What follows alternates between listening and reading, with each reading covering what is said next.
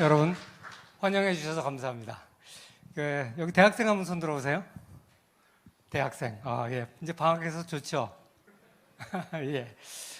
오늘 이렇게 여러분들 젊은 열기를 보니까 나도 젊어진 것 같아요. 여러분 반갑습니다. 이 화면이 저밖에 안 보이네요. 예. 오늘 여러분들하고 같이 이 기업가 정신이 얼마나 중요한가, 그리고 이런 경제에 대한 얘기를 좀 하겠습니다. 먼저 제 소개를 좀 드리면, 저는 조금 전에 얘기했지만 대한민국에서 제일 좋은 대학 어디? 여러분 학습 능력이 뛰어나십니다. 이 중앙 들어가면은, 중국에서는 중앙 들어가는 게 국립, 영국의 로얄 같은 거래요. 그래서 중국 사람들은 중앙대학이 제일 좋은 줄 안대요. 여러분 다 중국에서 오셨나 봐요. 저는 이거 뭐야? 예, 저는 중앙대학교에서 31년 동안 경제사라는 과목을 가르쳤습니다. 이 경제사라는 과목 재미없을 것 같죠, 그죠? 그렇다고 또 고개를 끄덕끄덕 하네. 이 경제사라는 과목은요, 왜 어떤 나라는 잘 살고 어떤 나라는 못 사는가, 그거를 공부하는 게 경제사예요. 잠깐만, 나만 나와요? 나 여기 있어요. 그래서 이 경제사라는 과목을 31년 동안 가르쳤는데, 그리고 이제 은퇴를 했어요. 그래서 왜 은퇴를 했냐, 이런 자리에 서려고. 고맙습니다. 예. 여기 뭐 저에 대해서 소개를 해놨지만, 이거보다 더 중요한 거는 여러분들만한 나이에 난 뭘 했는가, 이런 얘기 잠깐 하고 강의를 들어갈게요. 내가 경제학을 전공하게 된 이유는, 내가 고등학교 1학년 때 친구들하고, 교회 친구들하고 모여서 커서 못 될래, 그랬을 때 내가 하나님의 경제학을 공부하겠다 그랬어요. 나는 어릴 때부터 그 기독교 가정에서 태어나서 제가 4대째예요. 그러니까 우리 증조부님부터. 그래서 어릴 때부터 주일학교 잘 모범생으로 다니고 그랬는데, 중학교에 들어가서 신앙에 흔들리더라고요. 학교 선생님이 기독교는 그거 다 학자들이 만든 거래요. 스콜라 철학자들이 만들었다 그러더라고. 그래서 그런가? 교회에서 얘기하는 것보다 학교 선생님이 얘기하는 게 더 설득력이 있어요. 막 믿음의 회의를 갔다가, 고등학교 때 이런 집회에 가서 내가 큰 은혜를 받고, 그때 친구들하고 모여서 우리 커서 못할까, 결국은 4명의 친구들이 사춘기 때 밤을 새워서 토론을 했어요. 하나님은 어떤 분이실까? 우리는 어떻게 살아야 될까?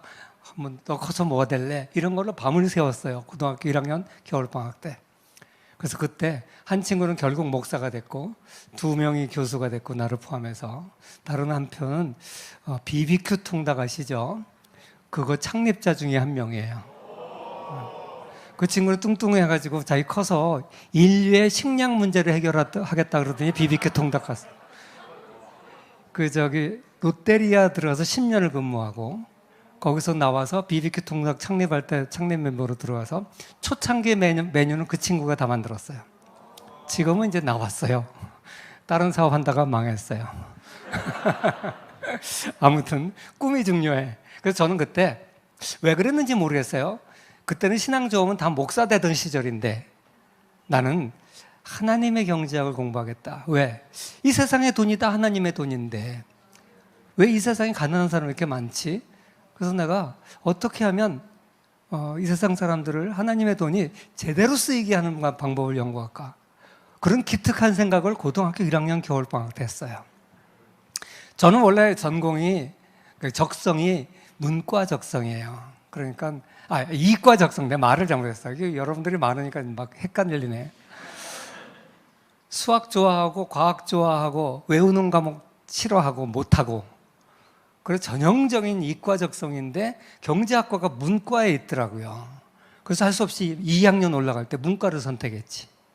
그리고 그 과목 학과를 선택할 때, 그리고 졸업하고 대학을 졸업하고 취직할 때 다 그때 생각이 나는 거야. 맞아, 내가 하나님의 경제학을 공부한다 그랬는데 그러려면 교수 돼야 될 거 아니야. 그래가지고 유학의 길을 떠나고 그래서 하나님이 31년 전에 저를 중앙대학 교수로 세워주셨어요.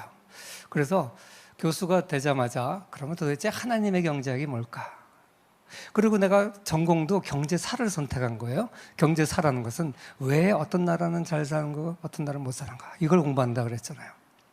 그래서 오늘 여러분들한테 내가 중앙대학에서 31년을 경제사랑 관련된 과목, 그러니까 세계 경제사, 뭐 한국 경제사, 한국 발전, 경제 발전론 이런 거를 31년 동안 가르쳤어요. 그러면서 내 나름대로 내린 결론이 있어요. 그걸 여러분들한테 오늘 짧은 2시간이지만 내 신앙 고백과 함께 이 얘기를 하려고 합니다. 여러분들 지금 첫 강의원이라면서요. 예, 졸지 마시고 혹시 또 알아요? 여러분들 이 강연 듣고 나도 이제 경제학자가 될 거야. 그럴 사람이 있을지도 모르죠. 자, 그래서 오늘 거기에 대한 얘기를 좀 하도록 하겠습니다. 이게 뭔지 아세요? 어떤 사람은 뭐 킥복식 뭐 이런 무식한 소리를 하는데 발이 목을 차고 있잖아요. 그래서 목차예요, 목차.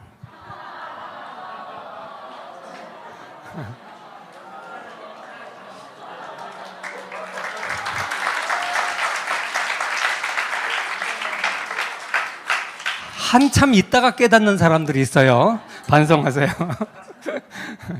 자, 그래서 이걸 잠깐 보시면 먼저 경제 성장이 왜 중요한가 이 얘기를 좀 할 거예요. 어떤 사람들은 야, 경제 성장이 중요하냐? 천국 가는 거 중요하지. 더불어 잘 사는 게 중요하지.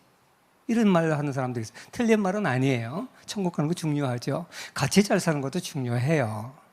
그런데 생각보다 한 나라가 잘 사는 게 무지하게 중요합니다. 그 얘기를 좀 먼저 하고요. 그럼 하나님이 우리 모두를 잘 살게 만들기 위해서 무엇을 하셨는가? 하나님이 선택하신 방법은 뭘까? 하나님이 뭐 만나 주듯이 그냥 매출하기와 만나를 팍팍 줄 수 있죠. 근데 그렇게 안 하시잖아요. 하나님이 하시는 방법이 뭘까? 저는 그것이 자유시장 경제와 기업이라고 생각해요. 제가 31년 동안 경제사를 가르치고 공부하면서 내린 결론이 그거예요. 그 다음에 이제 요까지는 일반 이론이고 그렇다면 우리나라가 발전한 원인은 무엇인가? 저는 한국이 오늘날 이렇게 발전한 이유는 자유주의 시장 경제 시스템 안에 포섭됐고 그리고 뛰어난 앙트로프너십을 발휘한 많은 기업가들이 있었기 때문이라고 봐요. 그래서 그 두 가지에 대해서 얘기한 다음에 오늘 여러분들한테 내가 결론적으로 위대한 기업가가 되라.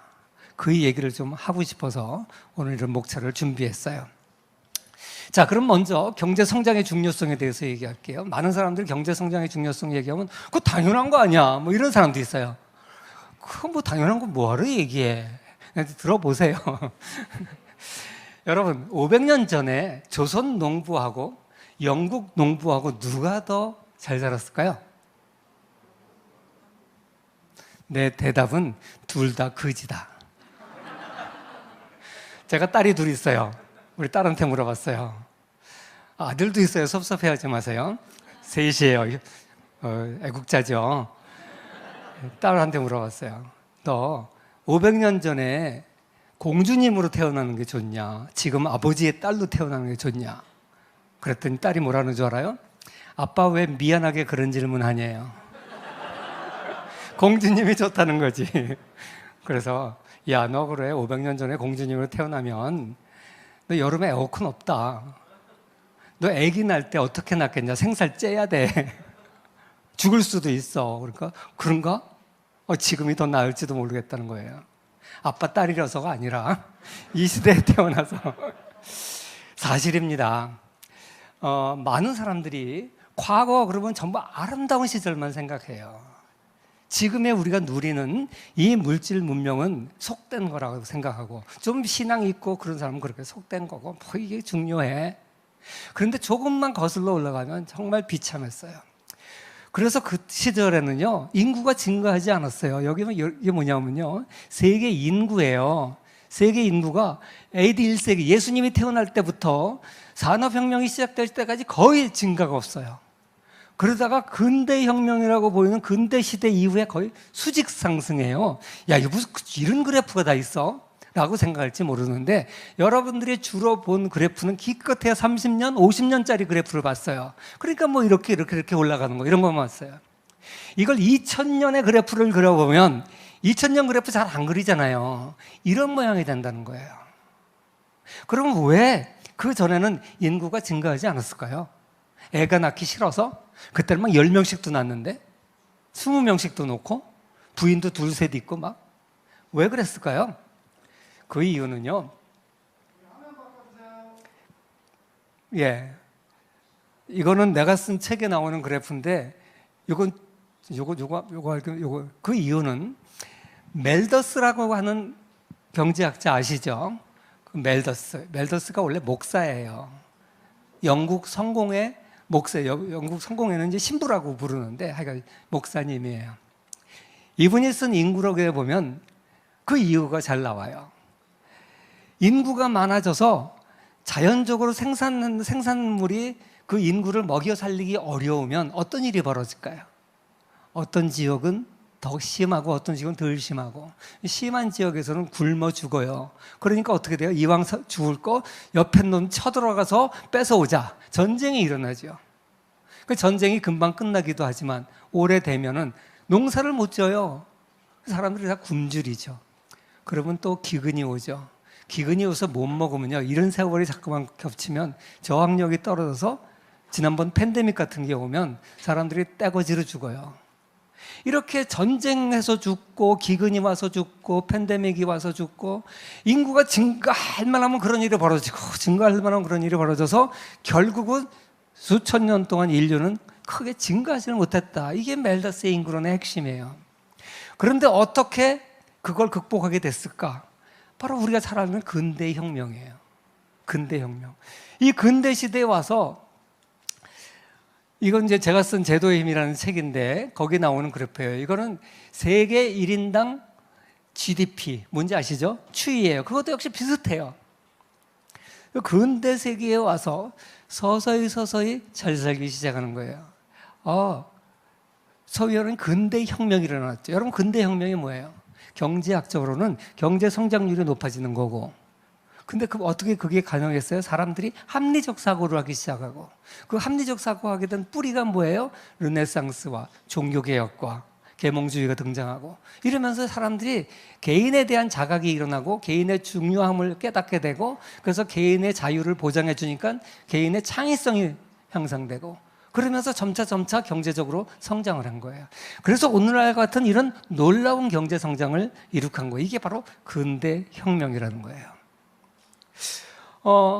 이거는 숫자적으로 그리스 시대, 산업혁명 시대 2000년 비교를 해놓은 건데, 이걸 오늘날의 물가로 계산해 보니까 산업혁명 이전까지는 별 발전이 없어요. 그러다가 갑자기 최근에 발전됐다, 이런 얘기고요. 자, 그러면 GDP가 뭐 전부는 아니니까, GDP는 그렇다고 치고 다른 사회 발전을 측정할 수 있는 여러 가지 요소가 있잖아요. 그걸 다 종합해가지고 사회 발전 지수라는 것을 이안 모리스라는 학자가 만들었는데, 이거 가지고 연구를 해봤더니 더 극단적이야. 이게 쉽게 얘기해서 뭐냐면요, 인구가 증가하고 GDP가 증가하고 사회 발전이 증가한 것은 공통적인 거예요. 뭐가 공통적이야? 수천 년간 인류는 발전이 없었어요. 그러다 근대혁명을 통해서 최근에 발전된 거예요. 이건 뭐 넘어갈게요. 아까도 얘기했지만 과거는 자꾸만 아름답다고 그러는데 성경을 보세요. 과거 비참함에 대해서 성경처럼 적나라하게 나와 있는 게 없죠. 성경에 보면 서로 기근이 오고 전쟁이 일어나가지고 성이 포위되니까 자식을 잡아먹는 사건이 나오죠. 이게 그거예요. 그런 비참한 일이 있었단 말이에요. 물론 지금이라고 없느냐? 지금도 있긴 있어요. 그건 아프리카의 소수의 나라들이 아직도 그렇죠. 그래서 이거는 조금 더 서술적으로 했는데, 이런 게 언제까지 그랬냐? 불과 500년 전까지도 잘 사는 나라에서 그랬다는 거예요. 그런 얘기를 적어 놓은 거예요. 지금도요, 화장실이 없이 사는 사람이 지구상에 40억이나 된다 그래요. 여러분 화장실 없는데 살아봤어요? 난 몽골에 가서 게르 체험하면서 한번 살아봤어. 정말 불편하더라고요. 그죠? 얘기 하나만 하지. 자, 아무튼 이래서 저는 여러분들한테 이 얘기를 하고 싶은 거예요. 경제 성장, 세속적이다. 신앙 좋은 분들은 그렇게 얘기해요. 또 좌파 사람들은 성장이 뭐 중요하냐? 배고파도 다 같이 배를 굶더라도 평등한 게 좋지. 물론 평등이란 가치가 소중합니다. 하나님이 우리를 다 평등하게 창조하셨어요. 근데 우리가 여기 얘기하는 평등이란 것은 하나님 앞에서 평등하다 이런 평등을 말하는 거지, 우리가 똑같이 농갈라 먹고 니는 이거 나는 나고 관심 없이 사는 이런 공산주의 평등을 얘기하는 게 아니거든요. 공산주의 평등은 결국 어떻게 돼요? 같이 가난해지는 수밖에 없어요. 그러니까 우리는 뭐야? 같이 잘 사는 거. 물론 똑같을 수는 없어요.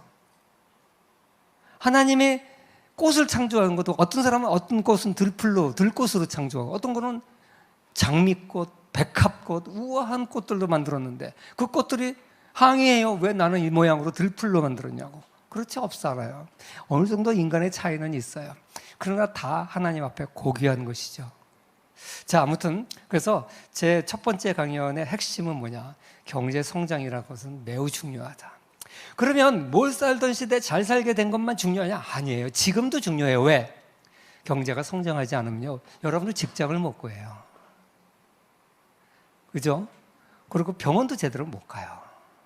지금 우리 처형, 우리 아내의 언니 가정이 이제 며칠 전에 캐나다에서 귀국을 했어요. 거기서 30년을 살다가 잠시 방문을 했는데 내 형님이 차에서 내리다가 쓰러졌어요.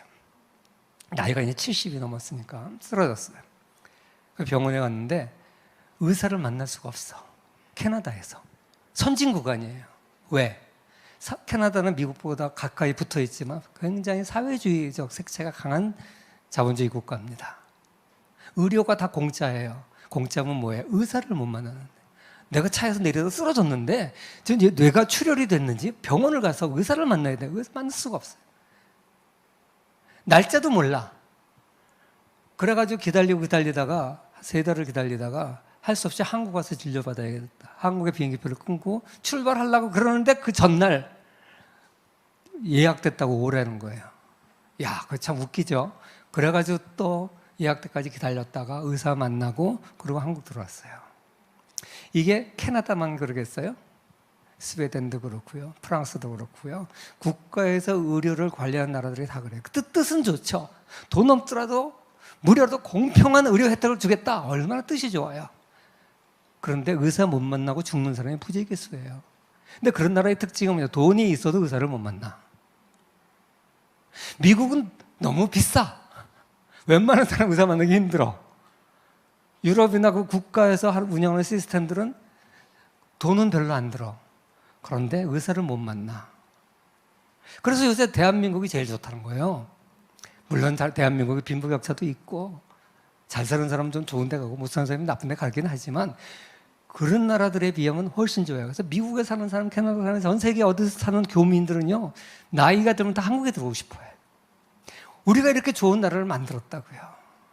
아직 우리나라가 1인당 소득 면에서는 3만 몇천 불이니까 5만 불, 10만 불은 안 됐어요. 지금 제일 잘 나가는 벨기에나 이런 데 10만 불까지도 가거든요. 대신 물가가 비싸지. 어쨌거든 거기까지는 미치지 못했지만 적어도 의료회는 참 좋은 나라를 만들었거든요. 그런데 경제가 성장을 안 하면 어떤 일이 벌어지는 줄 아세요? 진짜 돈 있는 사람만 가는 거야.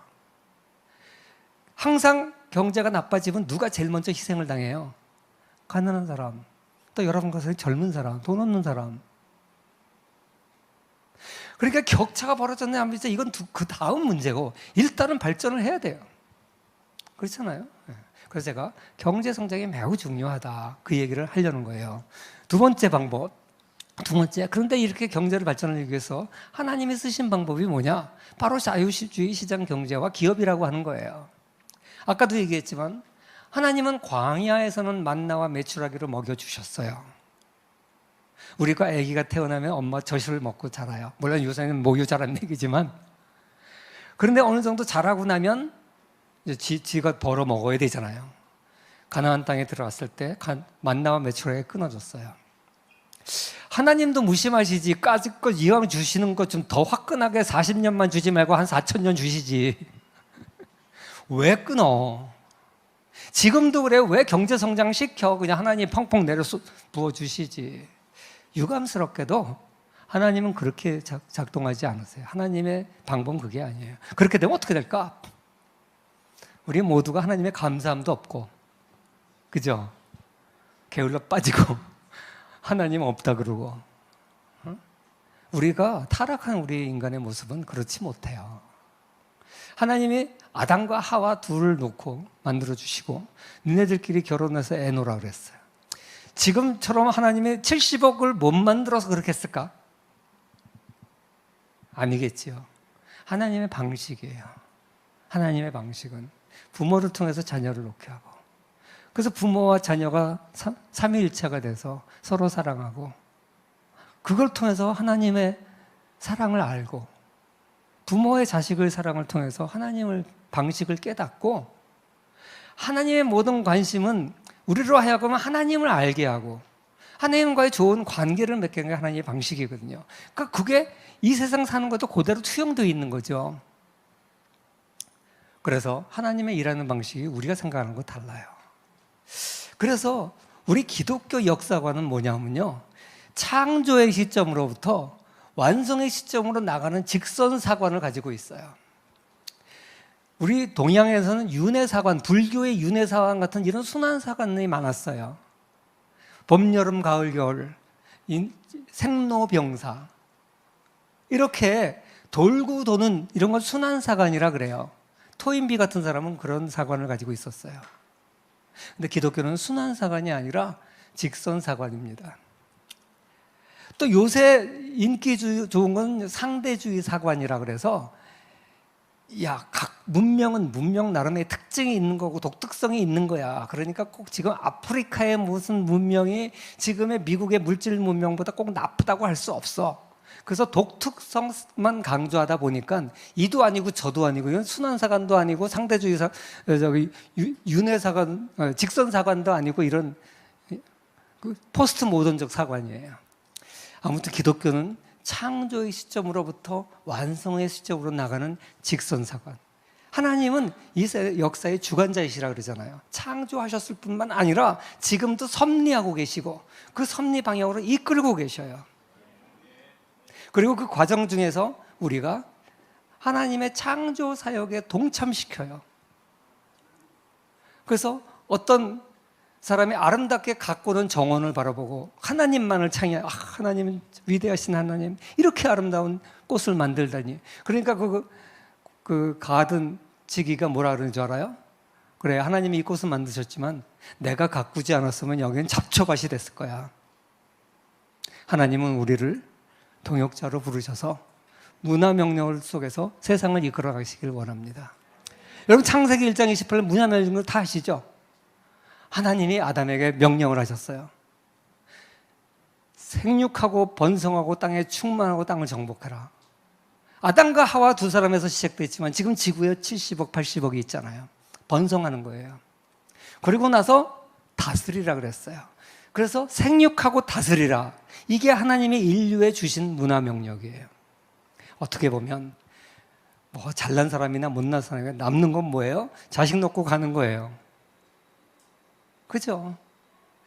끊임없이 인간이 태어나서 내가 부모의 도움으로 자라고, 또 나는 제 자녀를 키우고, 그리고 또 하나님께 돌아가고, 그 자녀는 다시 또 다음 후손을 키워나가는, 이게 하나님의 가장 중요한 명령 1호예요. 근데 오늘날 한국의 출산율이 0.8, 2.1이 돼야지 인구가 유지되는데 2는 고사하고 2.1이 돼야 돼요. 왜냐면 죽는 사람, 사고 나서 죽는 사람이 있으니까. 근데 2는 고사하고 2.1은 고사하고 1도 안 되고 0.8. 지구상에서 제일 먼저 없어질 나라는 대한민국이라고 그러잖아요, 지금. 우리 크리스찬들이 부지런히 낳아야 돼요. 아시겠죠? 여기 있는 사람 전부 서로 결혼해서 애를 많이 낳을지어다. 아멘이 이게 뭐야? 낳을지어다. 근데 내 애들도 애를 안 낳으려 그래. 내가 3명인데 이제 겨우 손자 하나 있어요. 결혼한 지 6년 만에 그것도 낳았어요. 그래서 내가 1인당 3명씩 낳으라고 할당을 해줬는데 말 들을지 안 들을지. 9명이 될 때 내가 여기서 강의를 하면 좋겠는데 그때까지 내가 강의할 힘이 있을지 모르겠어요. 여러분, 막스는요, 이 세상의 역사를 계급투쟁의 역사라 그러고 모든 데다가 저걸 적용했어요. 그런데 그건 틀린 얘기예요. 계급투쟁의 역사가 아닙니다. 인류의 역사는 무슨 역사예요? 인류의 역사는 하나님이 창조의 시점에서 완성의 시점으로 하나님의 동역자로서 살아가는 것. 그런데 그 살아가는 것 안에 하나님은 인구가 늘어나고, 이렇게 인구가 늘어나면 어떻게 돼요? 경제가 발전해야지 늘어날 거 아니에요. 아까 봤잖아요. 경제가 발전하지 않으면 절대 인구가 일어날 수 없어요. 인구가 늘어나고. 그래서 왜 마지막 때를 자꾸만 연기해요? 더 많은 영혼이 하나님께 돌아오시는 걸 기다리기 때문에 그래요. 그러니까 우리의 일 중에서 굉장히 소중한 일이 뭐예요? 그 영혼들을 하나님께 돌아오게 하는 거 소중해요. 그렇다고 여기는 여러분들 다 목사님이 되면 곤란해요. 식량은 누가 생산해요? 여러분 중에 특별히 영혼에 대한 뜨거운 열정이 있는 사람은 그런 일을 하시고, 여러분 중에 대부분은 이 하나님의 창조 문화사역에 동참해야 돼요. 그죠? 각자의 하나님이 우리에게 준 탤런트대로, 이것도 목회자 되는 것만큼이나 중요한 사역이에요. 직업에 귀천은 없듯이 하나님이 우리에게 주신 사역에 귀천이 없어요. 저는 젊을 때부터 신앙생활을 열심히 했기 때문에 어릴 때부터 목사 될 거라는 소리를 많이 들었어. 어른들한테. 쟤는 목사 될 것 같아. 말하는 것도 목사처럼 얘기해. 그랬는데 여러 번 목사 되라는 주변에 권고가 있었는데 제가 안 됐어요. 왜? 다 목사 되면 경제학은 누가 하냐? 누군가는 하나님의 경제학을 해야 될 거 아니에요.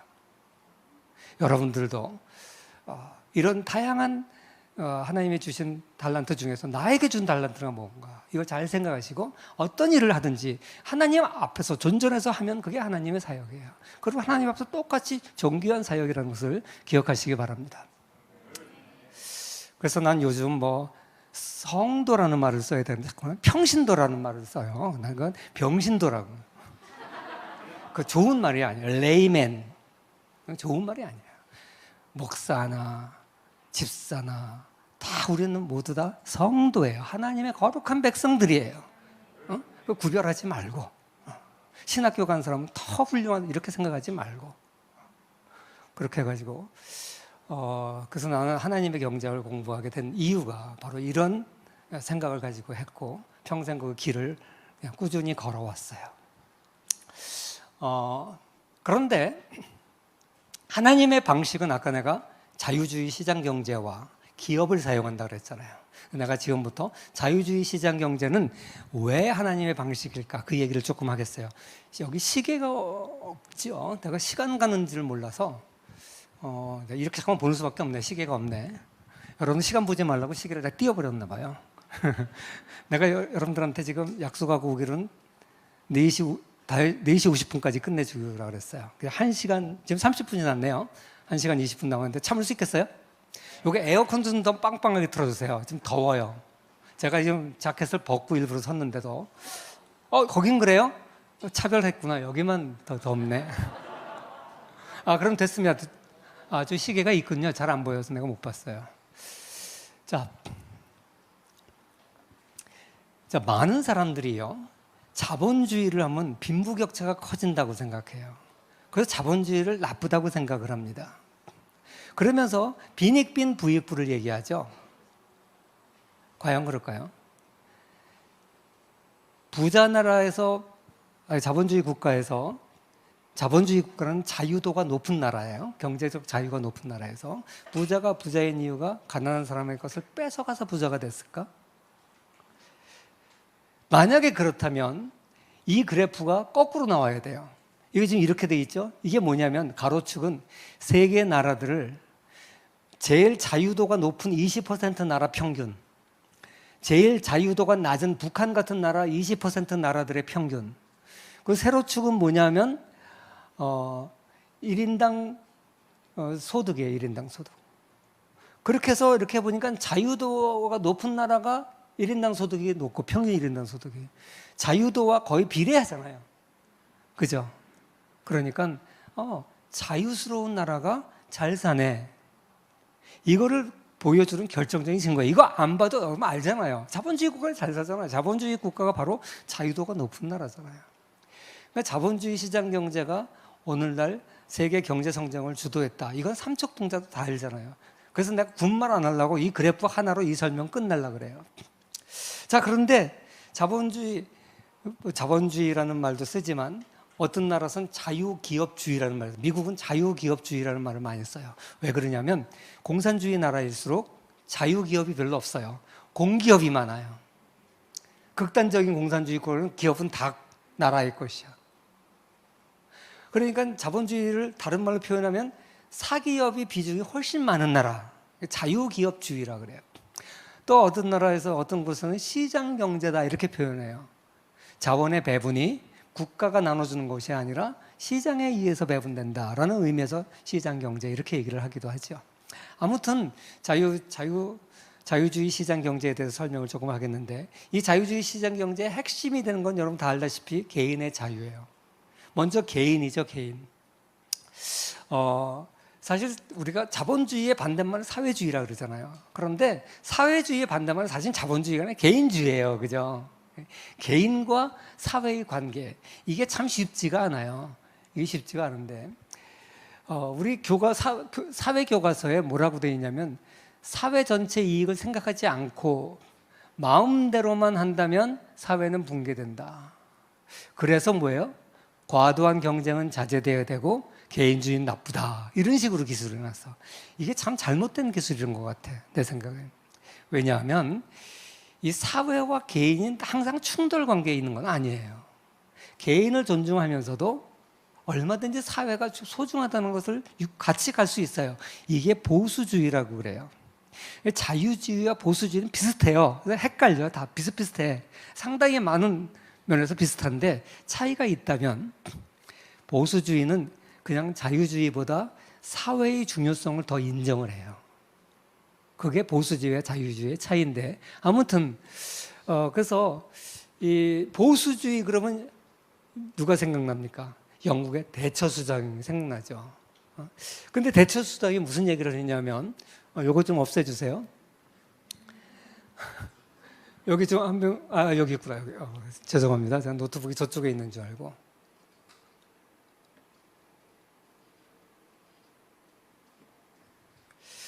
사회라는 건 존재하지 않습니다. 이 말을 했어요. 그랬더니 영국 사회가 난리가 났어요. 뭔 소리냐. 특히 영국의 사회주의자들도 많잖아요. 난리가 났어요. 무슨 소리야. 사회가 존재하지 않는다니. 그런데요, 대처 수상이 이 말을 해놓고 영국 사회가 엄청 난리가 나고 자기를 공격했어요. 그때 이 국가경영이라는 것이 마가렛 대처 수상의 자서전이에요. 이 자서전에 뭐라고 썼냐면, 나는 이 말 한 걸 후회하지 않는다. 정치를 하다 보면 때로는 말의 실수도 하는데, 그래서 후회할 때가 때로 있는데 나는 이 말 한 걸 후회하지 않는다. 그러면서 무슨 얘기를 했냐면요, 원래 저 말은 어디서 나온 거냐면, 어떤 여성 자신이라는 잡지에서 인터뷰를 하다가 대처 수상이 그거를 얘기한 거예요. 아니, 사람들이 자기 일은 자기가 알아서 책임을 져야지. 직장 없다고 나라에서 직장 달라, 아프다고 병 고쳐달라, 돈 없다고 돈 달라, 학교에서 보내라, 모든 걸 사회에서 달라 그러면, 그럼 도대체 그 돈은 어디서 나와냐. 나라에서 돈 찍어서 나면 인플레이트 될 거고, 누군가는 세금으로 희생을 해야지 되는 건데, 어느 정도는 자기가 자기 앞가림을 해야 될 거 아니냐. 그 얘기를 하면서 진정한 의미의 사회는 존재하지 않는다. 이때 대처수석이 얘기하는 사회가 존재하지 않는다는 건 뭐냐면요, 사회란 건 사람과의 관계잖아요. 그런데 내 자식보다 자식을 사랑하는 것만큼 내 놈을 사랑할 수 있냐. 성경에 내 이웃을 내 몸처럼 사랑하라 그랬지만, 잘 할 수 있으면 그런 말 뭐하러 해. 사실 그건 우리가 바라는 목표고 성령으로 충만할 때 가능한 것이죠.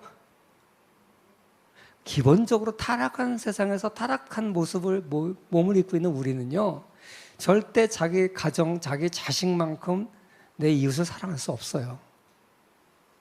그런 의미에서 사회란 존재하지 않는다. 즉, 내 가정과 같은 그런 공동체는 더 이상 없다.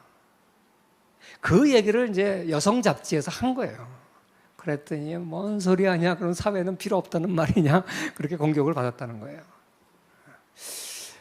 그러면서 사람이 먼저 자기의 의무를 수행하지 않는다면 마땅히 얻어야 할 것 따위는 존재하지 않습니다. 저게 보수주의의 핵심 가치예요. 개인주의는, 자유주의와 자유주의는요, 개인의 자유를 강조하는 거예요. 그런데 보수주의는 그거 플러스 그 사회 안에서 개인의 책임도 강조하는 거가 보수주의라고 그래요. 이해하시겠어요? 그래서 대처수장은 우리가 보수주의의 대표적인 사람 중에 한 사람이라고 보죠. 그러니까 우리는 개인을 강조합니다. 자유주의 시장경제의 핵심은 개인의 가치예요. 그런데 그 개인이라는 것은 절대 사회를 무시한 게 아니에요. 사회 안에서 나의 책임을 다하는 개인. 그리고 사회주의와의 차이는 뭐냐면 사회주의자들도 사회를 강조해요. 조지 루카치는 네오마크시즘의 제일 가는 대가입니다. 이 사람이 뭐라면요? 훌륭한 사회를 만들면 사람을 구원할 수 있다. 메시아를 대신하는 게 사회라는 거야. 이건 틀린 거예요. 사회가 중요하지만 아무리 사회가 훌륭하다고 해도 인간을 구원하고 사회 모든 문제를 해결할 수 없어요. 사회 문제는 언제든지 생겨나기 마련이에요. 절대 사회가 만능은 아니에요. 근데 사회주의자들은 사회가 중요하다는 걸 강조하는 나머지 어디까지 가냐? 사회를 위해서 개인도 희생해도 되고 사회만 좋은 사회만 만들면 모든 게 해결한다고 하는 그 극단까지 가버리는 거예요. 그 차이를 아시겠죠? 개인주의라고 해서 절대 사회의 가치를 등한시하는 게 아닙니다. 아리스토텔레스 이후에 인간이 사회적 존재라는 것은 맞는 말이에요. 물고기가 물을 떠나서 살 수 없듯이 우리 개인은 사회를 떠나서 살 수 없어요. 사회가 소중한 거죠. 그렇다고 해서 사회를 위해서 개인이 희생해도 된다는 건 절대 아니에요. 넘어갔고요. 그리고 이제 뭐 하는 김에 조금만 더 하면요. 역사적으로 동서양을 막론하고요. 개인의 가치를 잘 몰랐어요. 철학자들은 개인주의의 뿌리를 예수님이라고 봐요. 사실 구약만 해도요. 공동체를 굉장히 강조합니다. 유대 사회는 굉장히 공동체주의 사회였어요. 그런데 우리 기독교 안에서 구원은 어때요? 개인적이죠. 내 와이프가 교회 열심히 다닌다고 불신 남편이 치맛자락 붙잡고 천국 가는 거 절대 아니에요. 구원은 절대적으로 개인적인 거예요. 예수님이 개인주의의 시작이라고 그렇게 학자들이 얘기하고요. 그런데 중세 수천 년 동안 종교개혁이 있기까지 1500년 동안 1000년 동안 교회가 개인을 억압했어요. 교권의 이름으로. 이걸 해방시킨 사람이 누구예요? 루터 켈빈 종교개혁자들이죠. 그래서 예수님은 개인주의 창시자고 그걸 다시 이끄는 사람은 루터를 비롯한 종교개혁가들이에요. 그리고 그것 때문에 계몽사상도 나오고 그것 때문에 근대 혁명이 가능했다는 거예요. 그래서 여러분들이 아까 기록된 사회 교과서는 개인주의를 이런 식으로 그려요. 사회가 질서를 유지하고 있는데 삐쭉 튀어나오는 거, 질서를 깨는 거, 지 혼자 편하려고 너무 무시하는 거, 이걸 개인주의라고 사회 교과서에서는 가르치는데 아니에요. 개인주의란 건 이런 거예요.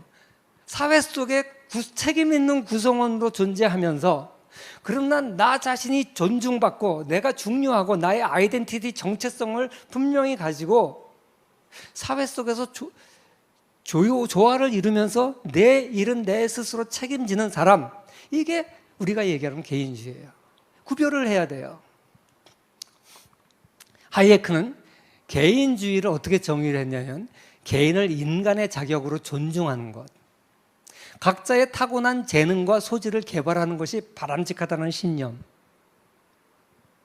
그리고 개인주의적인 미덕, 그럼 지만 아는 게 아니라 관용, 타인과 그 의견에 대한 존경심. 개인주의라고 해서 내 주장만 하고 나만 소중하고 그게 아니라는 거예요. 관용을 베풀고 남의 의견에도 귀 기울 줄도 알고 정신의 독립성, 고든 성격, 자기 신뢰, 위협을 감수하려는 의지, 다수의 반대에서 자기 자신의 신념을 유지하려고 하는 것. 많은 사람이 비판한다고 해서 주눅드는 게 아니라 내가 아무리 하나님 앞에 무릎 꿇고 기도해서 옳다 그러면 목에 칼이 들어와도 화형을 당해도 자기의 소신을 지키는 것.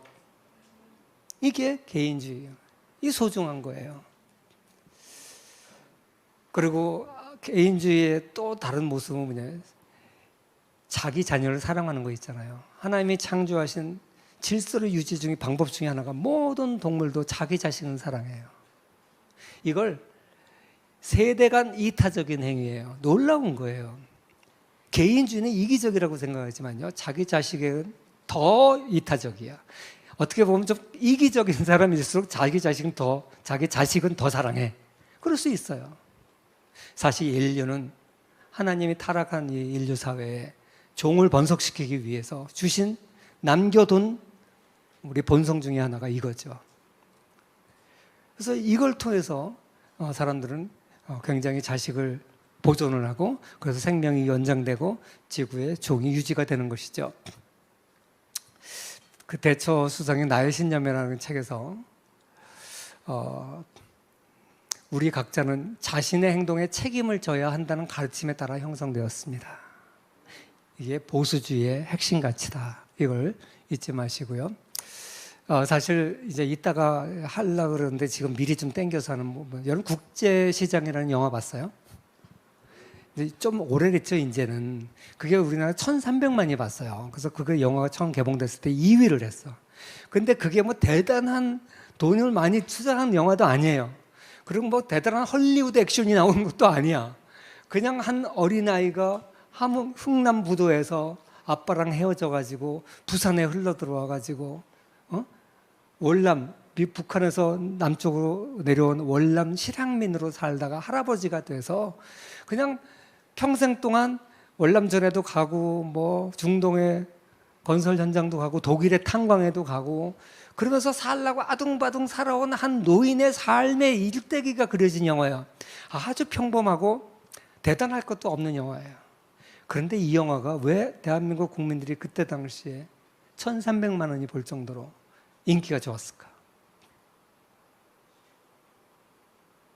이 영화가 대한민국의 경제 성장을 보여주는 단면이라고 봐요.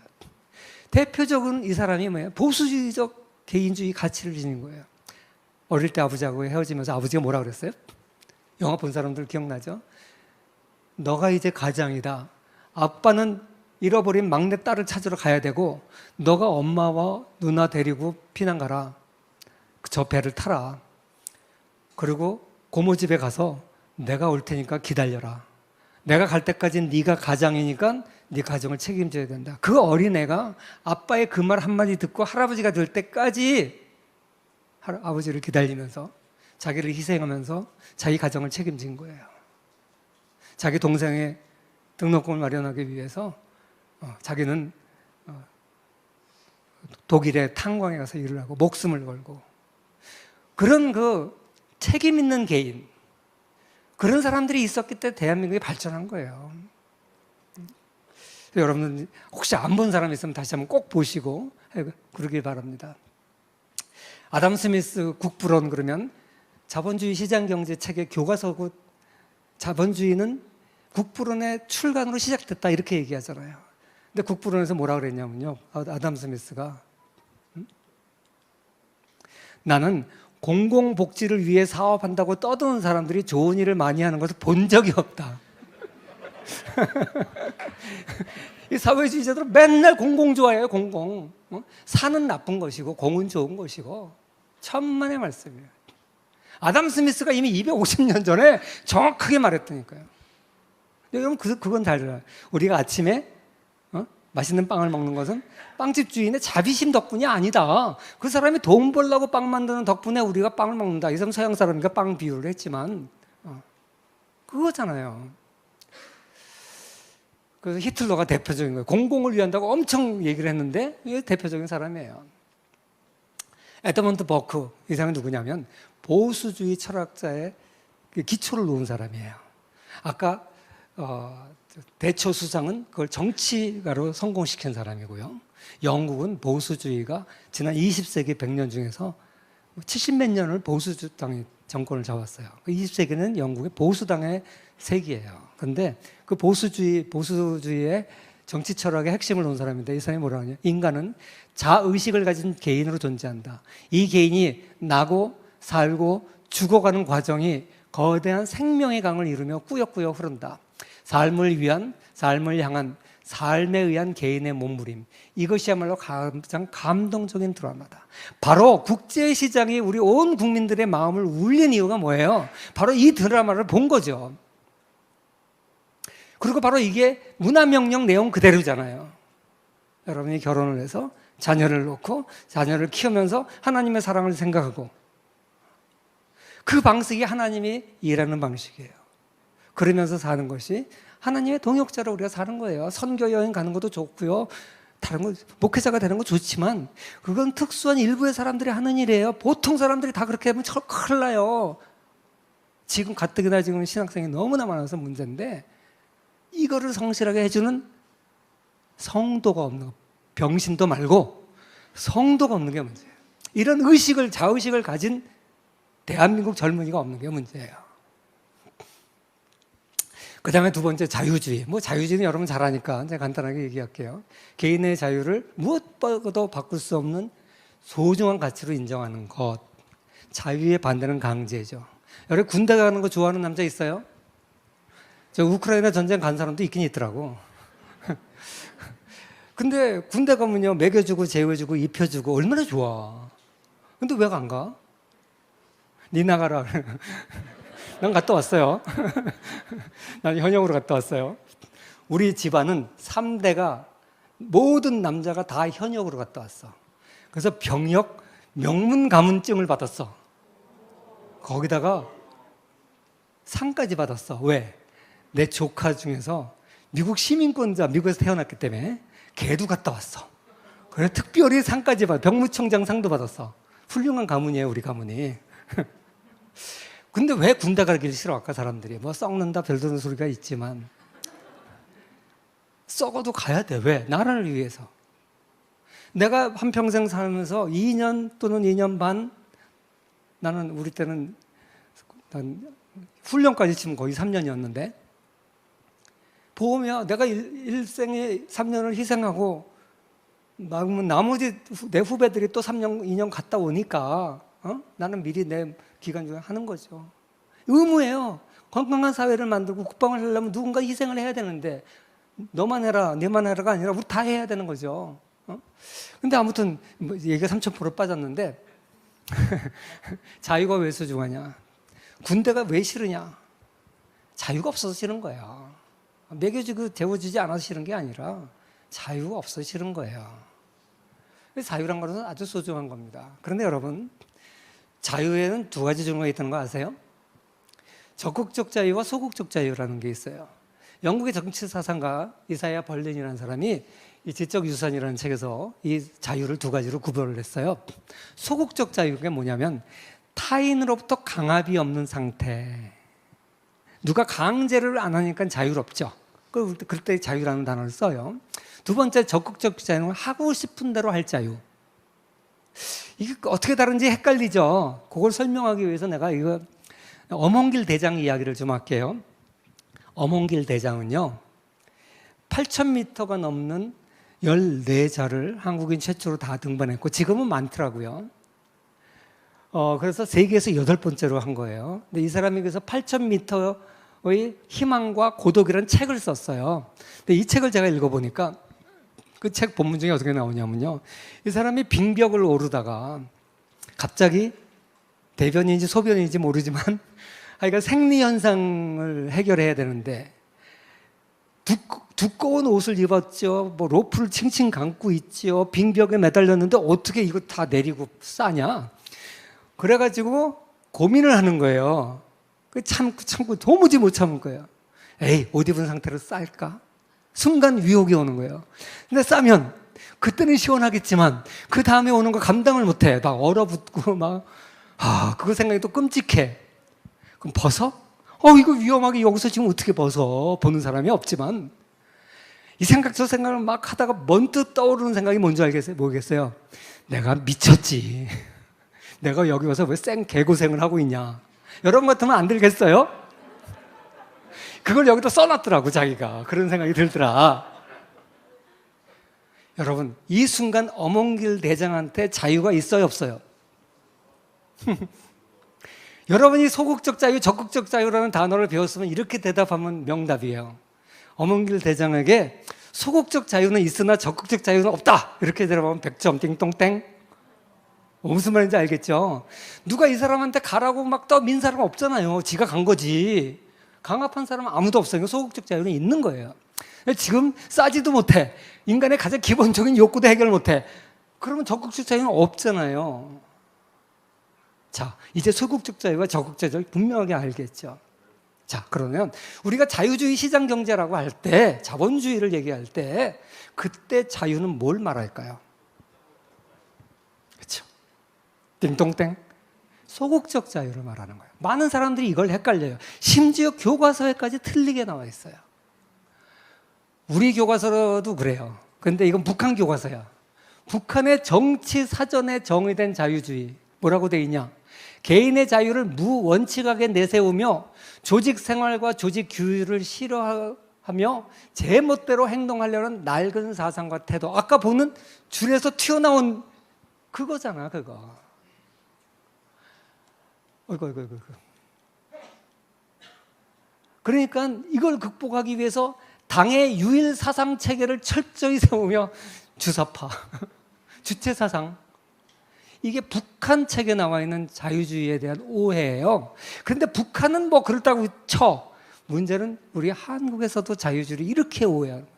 많은 사람들이요. 야, 자유주의? 그러면 지멋대로 하면 사회는 뭐가 되냐? 이렇게 얘기를 한다니까요. 여러분 지금부터 이걸 고쳐주세요. 친구들한테. 이건 아까도 얘기했으니까 넘어갈게요. 그래서 자유주의 시장 경제라는 게 뭐냐? 비록 인간 한 명 한 명은 다 탐욕스러운 존재들이에요. 남의 자식보다 내 자식을 더 귀하게 여기는 이기적인 존재들이에요. 그런 사람들이 모인 시장임에도 불구하고 그 탐욕스러운 인간들이 모여가지고 공동선을 이룩하는 것이 시장이에요. 여러분 연금술이라고 들어봤죠? 중세. 뭐 구리나 이런 좀 싼 금속 가지고 금과 같이 비싼 걸 만들어내는 걸 연금술이라는데 그게 가능할까 싶어서 많이 연구를 했어요. 그것 때문에 화학이 발달했다 그래요. 바로 시장이라는 것은 도덕적 연금술이라. 탐욕은 도덕적으로 나쁜 거예요. 그런데 시장은 어떻게 돼요? 그게 모여서 훌륭한 공동선을 이루는 게 시장이다. 마이클 샌들, 이 사람은 상당히 그 진보적인 철학자인데도 이런 소리를 했어요. 책에서. 이게 사실이니까. 그래서 전 자본주의 시대에는 배품, 나눔, 희생 이런 것을 미덕이라고 그랬어요. 지금도 좌파들은요 맨날 강조하는 게 뭐예요? 사회적 기업. 이윤 생기면 사회에 환원하겠어. 그래놓고 지는 맨날 세금 축내. 사회적 기업은 대부분 좀비 기업이에요.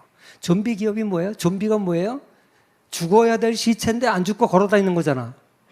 좀비 기업은. 거기서 나오는 이윤으로 이자도 못 갚으면서 그러면서 계속 영업활동하는 거야. 뭐로? 세금으로. 누군가가 낸 세금으로. 없는 게 나아요. 근데 그 사람들의 명분은 뭐야? 우리는 이윤이 생기면 사회에 환원할 거야. 이윤이 생긴다면 그 말씀하시죠. 아니 이윤이 생기면 자기 근로자 월급 제대로 주고 남는 이윤으로 더 좋은 기계 사가지고 더 좋은 제품 만들고. 자본주의 정신이 뭐예요? 이윤 생기면 그걸로 땅 사서 지주되는 게 아니라 그게 봉건시대의 특징인데 그거 되는 것이 아니야. 이윤 생기면 그걸 재투자해서 더 기업을 키우고 더 키워서 일자리 창출하고 더 좋은 제품 만들어내고 이렇게 재투자하는 게 자본주의 정신이에요. 그게 산업혁명 당시에 영국의 기업가들이 한 일이에요. 그전에는 돈 벌면 땅 사가지고 지주되고 귀족되고. 그건 조선에도 그랬고 유럽에도 그랬고. 그거 끊어버리고 돈 벌면 그걸로 재투자하고 더 큰 기업 만들고 더 많은 사람 고용하는 거. 그래서 영국이 번성한 거. 이게 자본주의 정신이에요. 근데 맨날 좀비 기업 뭐예요? 사회적 기업? 이윤이 생기면 사회에 환원한대. 그러면 언제 재투자하고? 그럼 보조금 받지 말아야 될 거 아니야. 보조금 끊어지면 사회적 기업 95% 망해요. 그런 기업은 좀비 기업이지. 전자분리 사회에서는요, 배품 나누 이런 걸 강조했어요. 자본주의 사회는 이거에 대한 시각이 바뀐 거예요. 시각. 더 소중한 게 뭐예요? 더 소중한 게 열심히 내 책임을 다하면서 내가 역시 돈을 버는 거예요. 그러다 보니까 뜻하지 않게 내 근로자도 월급 주고 내가 돈 벌려고 했는데 돈 벌려면 기업 키워야 되고 기업 키우려면 사람 고용해야 되고 사람 고용하면 그 사람 월급 줘야 될 거 아니야. 그 뜻하지 않게 공공선을 이루는 것, 이게 인식의 변화예요. 여러분, 말씀은 내가 좀 시간이 지금 좀 생략할 건 생략해 가면서 해야 될 것 같아요. 사회적 효율을 높이는 방법이 두 가지가 있는데 협동과 경쟁이에요. 이게 다 알죠? 협동하면 시너지가 올라가요. 시너지가 뭐냐면 1 더하기 1은 2가 아니라 3, 4가 되면 시너지가 발생했다 그래요. 여러분, 협동하면 시너지가 발생하는 건 다 알죠? 말이 혼자서 끌 수 있는 무게가 6톤이래요, 말. 그런데 쌍두마차 있죠? 두 필이 끌면은요 32톤을 끈대. 신기하죠? 아니, 2배가 되면 12톤까지 끌어야 정상인데 시너지가 20톤이야, 자그마치. 아마 말 못하는 말도 영차 힘내라 힘내라 그러는 모양이죠. 그러면 더 많이 끄나 봐. 근데 희한하게요, 인간 사회도 똑같아요. 혼자 일을 하면요 지루하고 재미없고 성과가 안 나. 근데 둘씩이라도 짝을 지어서 하면요 훨씬 성과가 나요. 그게 협동의 장점입니다. 뿐만 아니라 경쟁을 하면은 시너지가 발생하는 거 여러분 다 아시죠? 경쟁을 해야 젖 먹던 힘까지 쥐어 짜잖아요. 이건 뭐 다 아는 사실이에요. 근데 많은 사람들이 사회주의는 협동을 강조하지만 협동농장이 있고 집단농장이 있고 그러니까 자본주의는 경쟁만을 강조한다고 착각을 해요. 아니에요. 자본주의에는 협동이 없을까요? 자본주의에 있는 협동이 뭐가 있어요? 여러분이 잘 아는 분업. 기업이라는 게 바로 협동 메커니즘이에요. 그죠? 기업이라는 게. 혼자 하는 것보다 기업으로 팀을 짜서 하면 훨씬 더 생산성이 높아지거든요. 그것만 있냐? 아니에요. 여러분, 소비 행위도 협동 행위라는 사실을 아세요? 소비 행위도? 그게 무슨 얘기냐면요. 내가 지금 목이 마려워요. 지금 내가 물 좀 마실게. 열심히 강의를 했더니 내가 목이 아파. 이 물을 도매섬에 가면 500원이면 사늘지만 내가 당장 목마르니까 마트에 가서 LG25시에 가서 1,000원 주고 샀어. 1,000원 맞나 요새 얼마인지 모르겠네. 사본 적이 별로 없어서. 그러면 나는 지금 내 지갑에 있는 1,000원보다 이 물의 가치가 있다고 생각해서 기꺼이 1,000원 주고 내가 물을 사는 거예요. 파는 사람은 자기는 싸게 사왔기 때문에 내 지갑에 있는 1,000원이 더 탐내는 거지. 그래서 파는 거죠. 둘이 사이에 자발적으로 교환하는 거죠. 그럼 나의 만족도 올라가고 상대방의 만족도 올라가요. 그래가지고 거래가 이루어진 다음에 두 사람의 만족을 서메이션 합하면 포지티브야. 그죠? 그래서 자발적 교환의 특징은 포지티브 썸 게임이에요. 강제는 칼을 들이대고 100원을 1,000원을 뺏었어. 뺏긴 사람 마이너스 1,000원, 뺏은 사람 플러스 1,000원 합하면 제로 썸 게임. 강제의 특징은 제로섬 게임이고요. 정부가 하는 일은 대부분 제로섬 게임이에요. 시장에서 하는 일들은 다 자발적으로 교환하는 거기 때문에 포지티브 썸 게임이에요. 그러니까 시장 경제의 특징이 뭐냐? 자발적으로 하는 일들이에요. 그러니까 자발적 거래가 많아지면 많아질수록 사회 전체 효율성이 올라가죠. 그러니까 시장 경제라는 건요, 경쟁도 하고 협동도 하는 거예요. 소비도 협동이고 생산도 협동이고. 그러니까 시장 경제가 효율적일 수밖에 없어요. 자, 그래서 내가 이제 이 정도로 얘기를 하기로 하고요. 그 다음에 이제 하나님이 쓰신 방법 두 가지. 하나는 뭐라 그랬어요? 시장 경제. 시장 경제를 통해서 비록 타락한 탐욕스러운 인간이 모인 곳이지만 이게 조화를 이루면서 공익을 창출해내게 만든 거예요. 인류가 이걸 깨닫는데 수천 년이 걸린 거예요. 수천 년이. 지금은 이걸 부인하는 사람이 별로 없어요.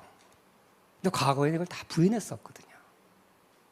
두 번째, 그리고 결정적으로 그걸 견인한 게 뭐냐면 기업이에요.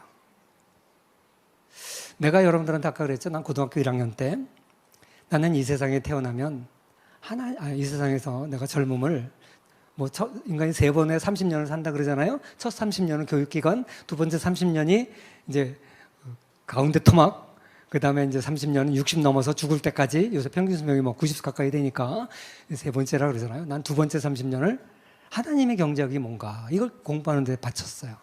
내가 60이 넘고 이제 65세가 넘고 은퇴를 하면서 야, 하나님이 나한테 제2의 인생을 주면 너 뭐 하겠냐.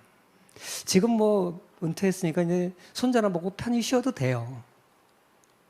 근데 내가 어떤 생각이 들어요. 만약에 내가 지금 하나님이 너 뭐 할래? 그러면 뭐라고 대답할까? 나는 기업을 하고 싶다 그럴 것 같아요. 이제 좀 늦었지요.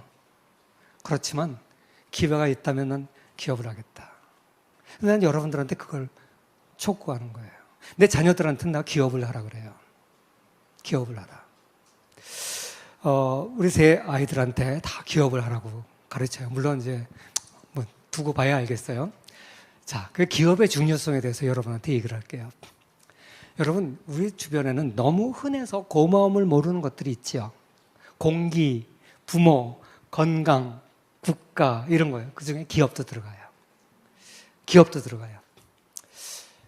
여러분, 좌파들은 기업을 착취의 원흉이라고 생각해요. 그래서 누군가는 생산을 하긴 해야 되는데 기업은 싫고 기업 말고 뭐 없을까 하다 보니 협동조합 되게 좋아해요. 협동조합으로 발전한 나라가 없어요. 요새 사회적 기업을 좋아하는 거예요. 근데 그거 다 좀비라니까요. 기업을 우리가 굉장히 소중하게 생각해야 되는데 사회주의자들은 기업을 착취의 원흉이라고 생각해서 그래요. 여러분, 인류 역사상 최고의 발명품이 뭐라고 그래요? 어떤 사람은 불, 바퀴, 인터넷 이런 거 얘기하는데요. 경제사학자들은 인류 최고의 발명품을 기업이라고 그래요. 기업. 기업에서도 주식회사 법인이라고 그러죠. 법인. 한 명의 회사, 합자회사, 개인회사는 이건 개인 거고 이거 말고 주식회사. 법인이라고 그래요. 법인이 뭐예요? 법인격이라는 거죠. 인격이에요. 내가 법인을 설립을 하면 법인은 내가 아니에요. 내 것도 아니에요. 법인을 소유하고는 주주들의 것이에요. 그리고 주주들은 계속 바뀌어도 돼요. 나는 죽어도 법인은 살아있어요. 왜? 인격이에요. 인격. 그래서 수많은 개인 기업의 문제점들이 해결된 거예요. 이걸 다 설명하면 이제 여러분 사회교과서에서 배워야 될 일이고 이건 생략을 할게요. 아무튼 이 법인격, 기업의 존재, 이게 인류 역사상 최고의 발명품이고 오늘날 자본주의 근대 혁명을 가져오게 된 가장 핵심이 이거라는 거예요. 우리가 경제 성장의 근본 동의는 기관차는 소득 주도가 아니라 기업이라는 걸 우리 전 정부 때 구경했잖아요. 기업이 커져야 일자리가 늘어나고 좋은 제품이 생산되고 혼자 하면 못할 일이 기업에서 같이 머리를 맞대고 할 땐 나오고 그래서 기업이야말로 하나님이 쓰시는 도구예요. 그 인류 역사상 최고의 발명품이에요. 기업 인류 최고의 발명품 이런 책도 있어요. 이런 얘기는 생략할게요. 이 대국 굴기라고 중국에서도 이걸 생각하고 있어요. 이 굉장히 중요한 다큐멘터리인데 이걸 만들어서 성공한 사람인데 런시안 감독. 이 사람이 후속평을 기업의 힘이라는 걸 만들었어요. 왜? 이 사람이 대국 굴기가 뭔지 아시죠? 서구 열강 9개 강대국이 어떻게 굴기했느냐, 강대국이 됐느냐를 다큐멘터리로 만든 거예요. 그러면서 중국도 이제 대국으로 굴기하려고 이걸 만들었는데 이걸 런시안 감독이 만들면서 인터뷰를 쭉 하고 경제학 노벨 경제학상 수상자, 각 나라의 대통령 수상, 큰 기업가들 엄청나게 많은 수백 명의 사람을 인터뷰를 했어요. 이게 5편인가 10편으로 돼 있어요. 굉장히 방대한데 그러면서 내린 결론이 뭐냐? 공통적으로 나온 게 기업이다, 기업. 그래서 결국 강대국은 좋은 기업에서 나온다는 결론을 얻고 후속편을 기업의 힘 이렇게 제목을 정한 거예요. 혹시 여러분 시간 되시면 이 두 편 다 보셔도 괜찮아요. 물론 나는 여기서 내용에서 좀 마음에 안 드는 부분도 있어요.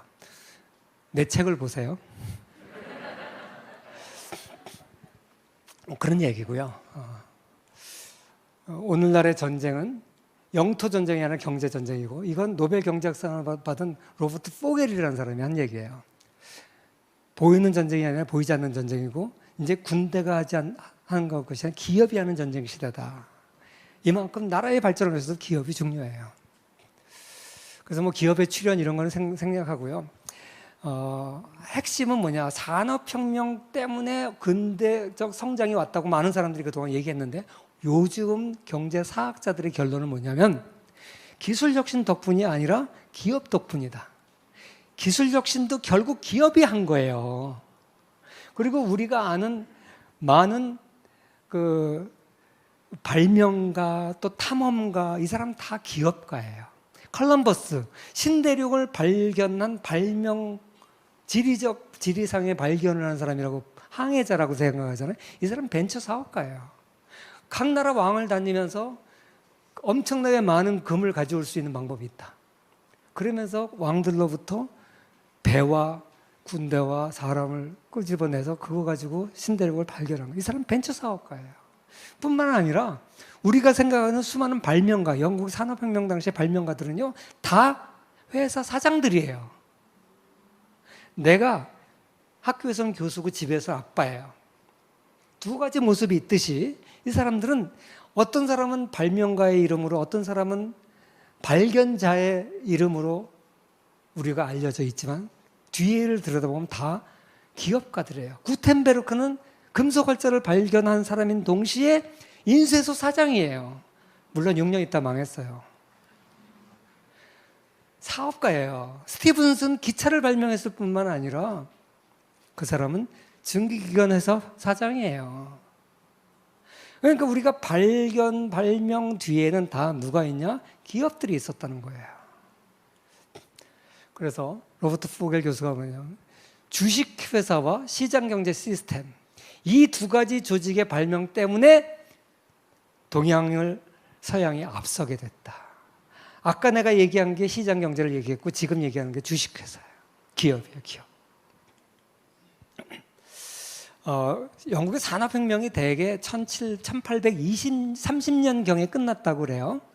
이게 완성된 시점이 어떤 시점이냐면, 회사법이 통과돼가지고 기업을 등록하는 게, 주식회사 만드는 게 옛날에 어려웠어요. 왜? 주식회사는 사실 수백 년 전에 만들어졌어요.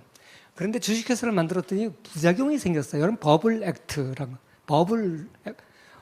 거품법 이런 얘기 들어봤어요? 요새도 그런 사기꾼들이 있지만, 그때도 인간사회에 타락된 이 인간사회는 항상 사기꾼들이 있어요. 주식회사를 딱 돈 버는 걸 보고, 나도 주식회사 만들어, 가짜로. 엉터리. 근데 포장만 그럴듯하게 해. 그래가지고 주식을 찍어내. 그래서 비싸게 팔아먹어. 그리고 회사 망해. 그런 주식 산 사람은 휴지 조각 되는 거야. 이거를 막기 위해서 주식회사 설립 요건을 까다롭게 안 할 수 없잖아요. 투자자들 보호하려니까. 그게 버블 액트예요. 그런 버블 회사를 못 만들게, 엉터리 짝퉁회사 못 만들게 항상 사탄은 가라지를 뿌린다니까요. 하나님은 주식회사 같은 걸 발명하게 만들어가지고 인류를 번성시켜 주려고 했는데, 이 짝퉁 버블 회사들 때문에 수백 년간 주식회사가 지체돼요, 발전이.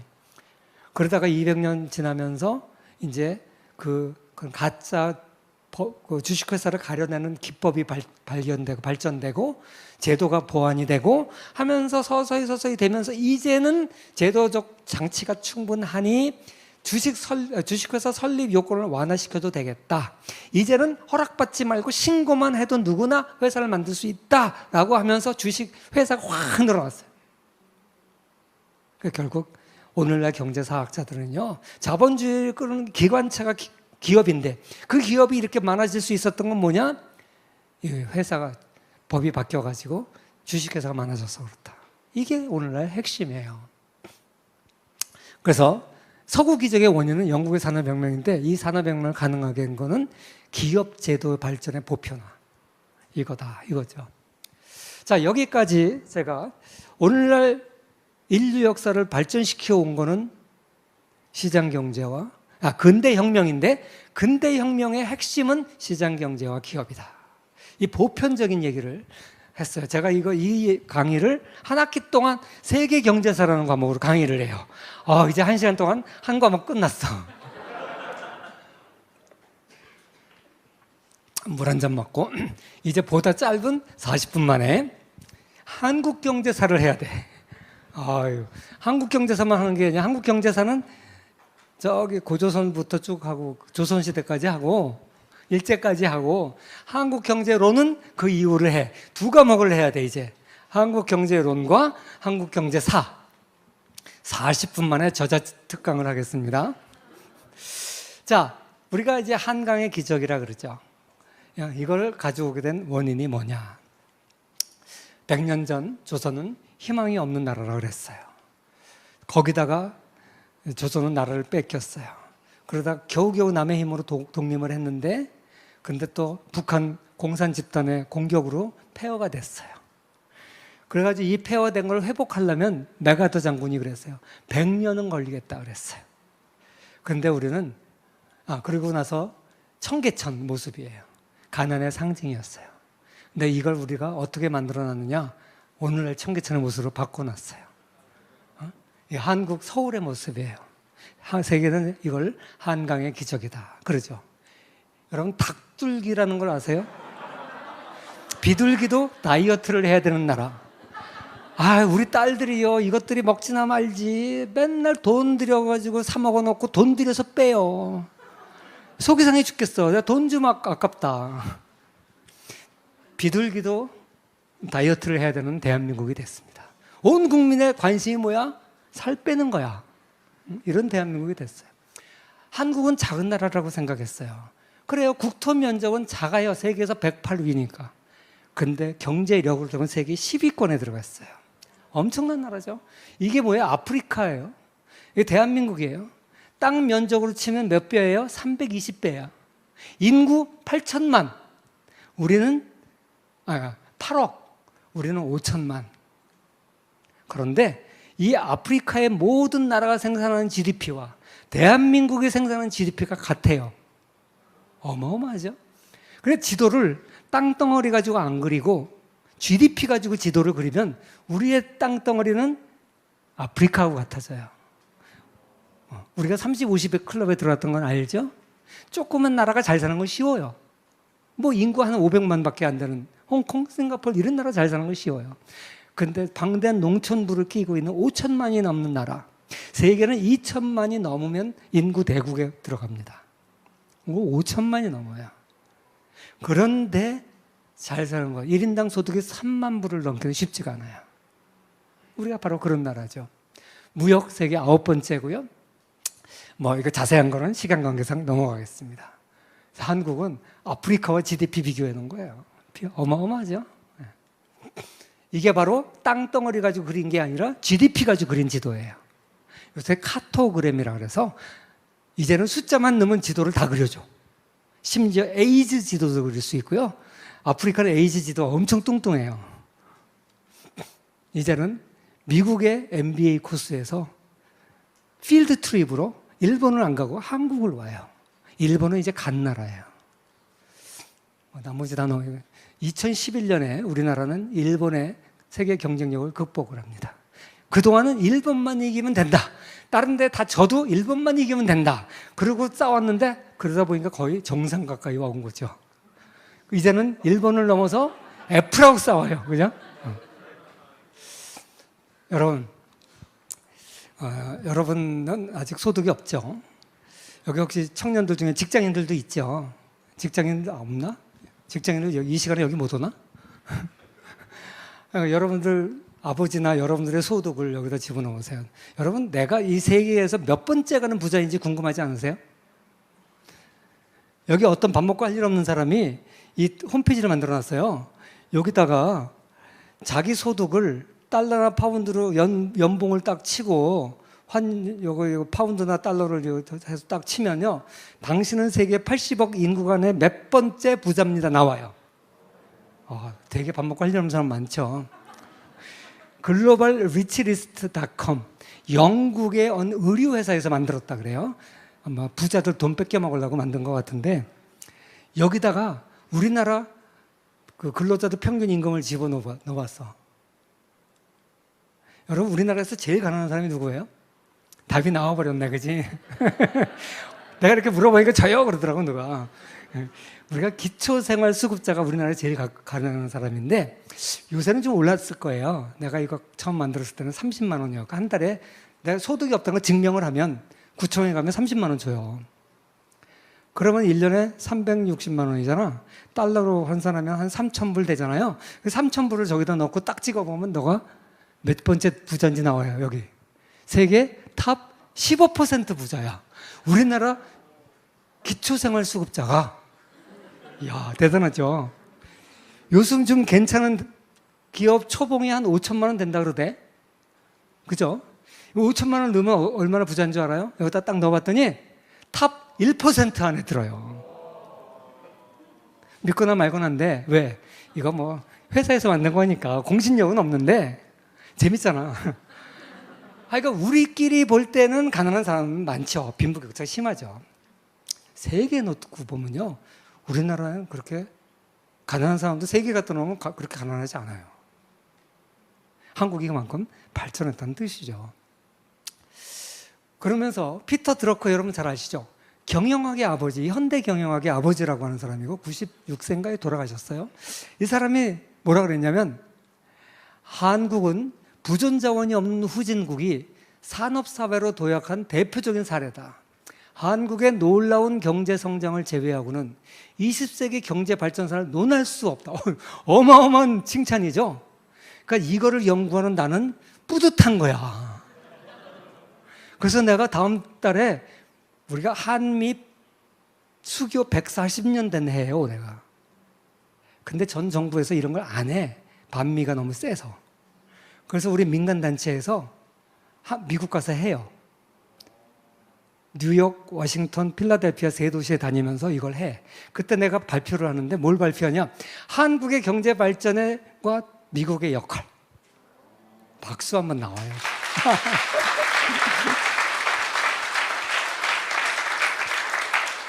옛날에는 정말 어디 가서 붙어 있는지도 모를 대한민국이에요. 근데 이 대한민국이 얼마나 발전을 했는지 피터 드러커 같은 현대 경영학의 아버지라고 불리는 이 대학자가 한국의 경제 발전사를 논하지 않고는 경제 발전사를 논할 수가 없대요. 세계가 한국의 경제 발전에 관심을 가지고 있어요. 얼마나 자랑스럽습니까? 이렇게 좋게 만들어 놓은 나라를 계속 발전시켜야 돼요. 그럴 사명이 여러분들한테 있어요. 기술음악은 인류의 소중한 문화유산이래. 얼마나 한국의 사례가 귀한지 문화유산이래요. 그래서 여러분들한테 간략하게 한국의 성공 원인이 뭘까 한번 생각해 보자는 거예요. 자, 어떤 사람들은요, 한국의 경제 발전을 좀 폄훼해서 얘기하는 사람들은 에이, 뭐 한국이 잘나서 그러냐? 여건이 좋았지. 이때 당시 세계 제2차 세계대전이 끝나고 막 각 나라가 막 부흥하는 시기였다는 거예요. 그러면 다른 나라는 왜 못했냐? 그건 할 말이 없잖아. 어? 또 헝그리 정신 때문에 그렇대. 또 어떤 사람은 교육열이 높아서 그렇대. 근데 아니에요.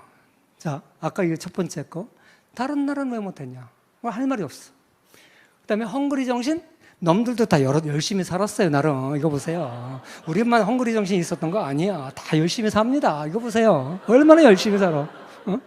근데 못하잖아. 헝그리 정신만 가지고 설명을 못해요. 물론 헝그리 정신도 중요해요. 우리가 6.25 전쟁 이후에 가난을 이겨내려고 헝그리 정신이 있었어요. 솔직히 우리 내 자녀 세대를 좀 그게 부족한 것 같아, 우리가 볼 때는.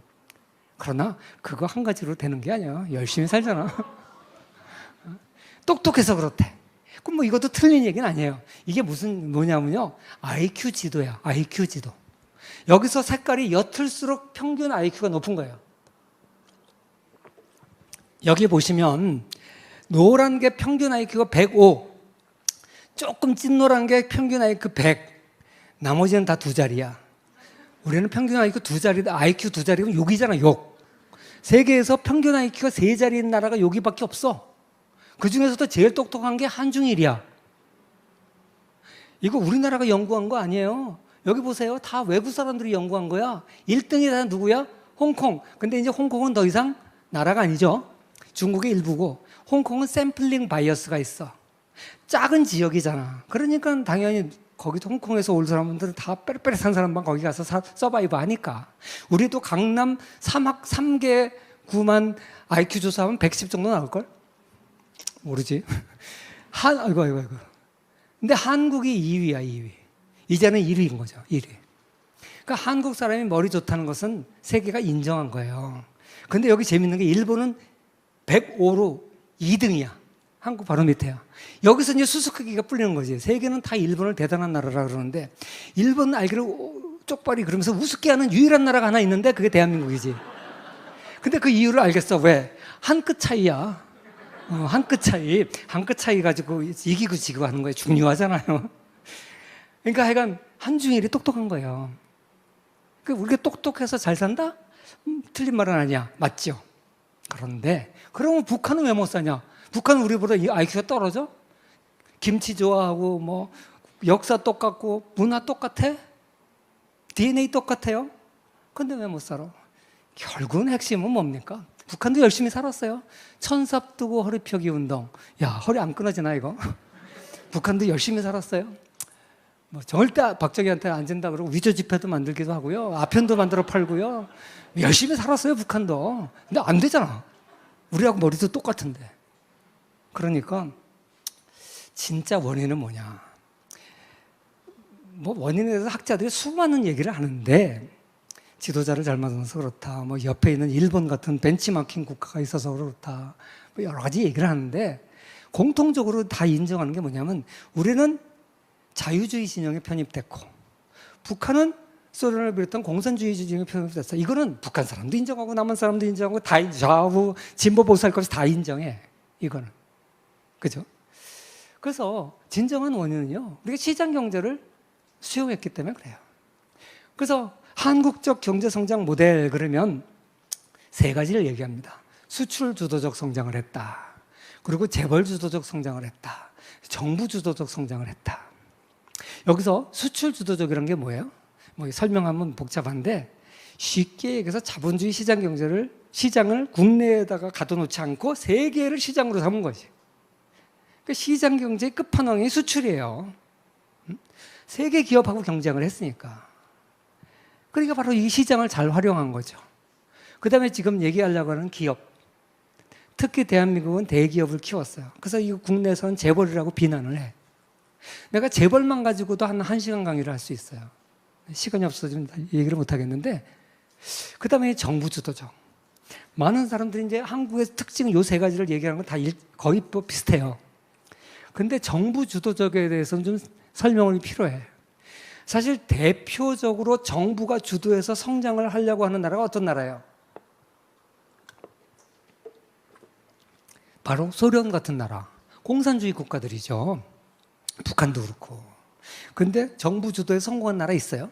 없잖아. 한국만 성공했어. 우리 경제개발 5개년 계획 되게 자랑하는데 기본적으로 계획이라는 건 계획경제의 산물이에요. 원래 자본주의 시장 경제는 계획 같은 거 없다고. 계획한 나라 다 망했어요.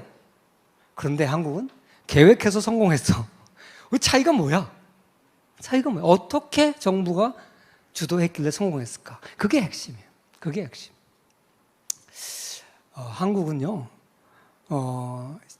정부가 주도했는데 정부가 주도했기 때문에 성장한 게 아니라 정부가 주도했음에도 불구하고 시장 경제의 원리를 지켰기 때문에 성장한 거예요.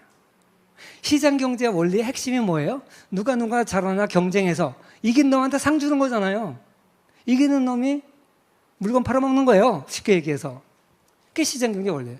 파퓰리즘은 우는 놈 떡 하나 더 주는 거고 시장 경제는 경쟁에서 이긴 놈 떡 하나 더 주는 게 시장 경제잖아요.